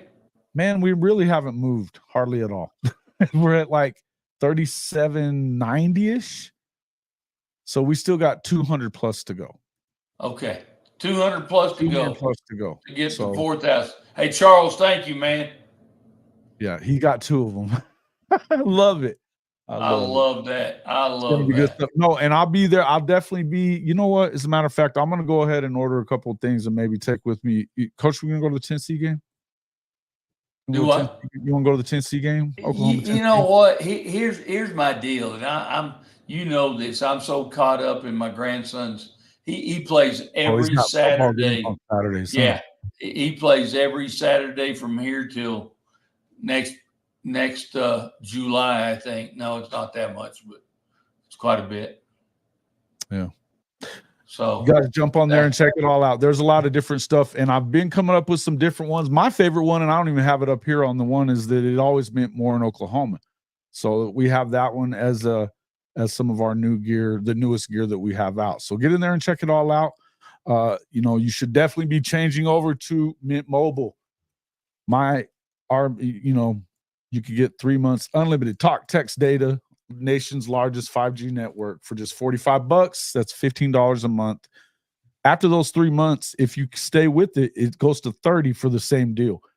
Wow. It was a no-brainer for me. I switched over 2 phones to it, saving $1,600 this year just on that. You can keep the phone that you have. If you've already paid off your phone, you can use the phone that you have. It's an electronic SIM, easy money. It definitely helps out the program, but you'll save a lot of cash on it. So it's worth doing it. Give it a try. TryMintMobile.com/HOF. That's TryMintMobile.com/HOF. And for your officially licensed team apparel, no matter who your team is, jump on to our Fanatics partner store. It's hofmedia.us/fanatics. It's hofmedia.us/fanatics. You'll get the best deal you're going to get from the store by going through there. I'm actually going through and looking at another couple of them for trying to get some more of the vintage wear, some of those old vintage throwback kind of deals for the and I've got a line in with one that they do like a shirt of the month club, but that'd be kind of cool. Oh, cool. Hopefully that kind of works out, but we're working at it. But hey man, thank you very much. We appreciate you a lot, Charles. Yeah, Charles, thanks, man. Hey man, we love you too. We love everybody in here, man. This is always a lot of fun. I knew I'd be able to talk Coach into doing this. He hadn't said shit to me hardly since Saturday, but I haven't said shit to anybody. I know you haven't. Hell, I went. I had to go to confession on Sunday, and confess all my ugly sins that I committed after that game. That's rough. That's rough. But you know what? The priest being a fan, he understood. Mm-hmm. Let's see. Neilio was saying, I know former Sooner and KC Rockhurst. Oh, Brandon Shelby. Really? That would be fun. We'd love to have him. That would be awesome. Yeah, we'd love to have him. Yeah, Absolutely. the more of those people we can get, the better, man. Absolutely, man. Absolutely. I've been saying we got to get Steven to get some of his teammates from those years because he played with like Gerald McCoy and Tommy Harris too. And I mean, for him to have been able to carve out some time on that D line with those two guys being around. Yeah. I mean, Yeah. that tells you that he was a bad dude too. But yeah, and then with Kirk Hughes, that guy was a baller, man. I remember him. But yeah, all right, guys. We appreciate everybody coming in here, Coach. We will see you probably tomorrow or something like that. But guys, make sure you get in there and hit the like button. If you do nothing else, hit the like button, find a subscriber, share the stream with somebody that likes college football. Because as you know, we don't just talk Oklahoma. We talk all college football and we talk shit. We have a good time in here. This is what we do. I appreciate everybody. Y'all help us add another 250. Yep. And we do it all for you guys. Now we enjoy doing it. Love being here with all you guys. We wouldn't do it otherwise. But yeah, we appreciate you all. See you on the next one.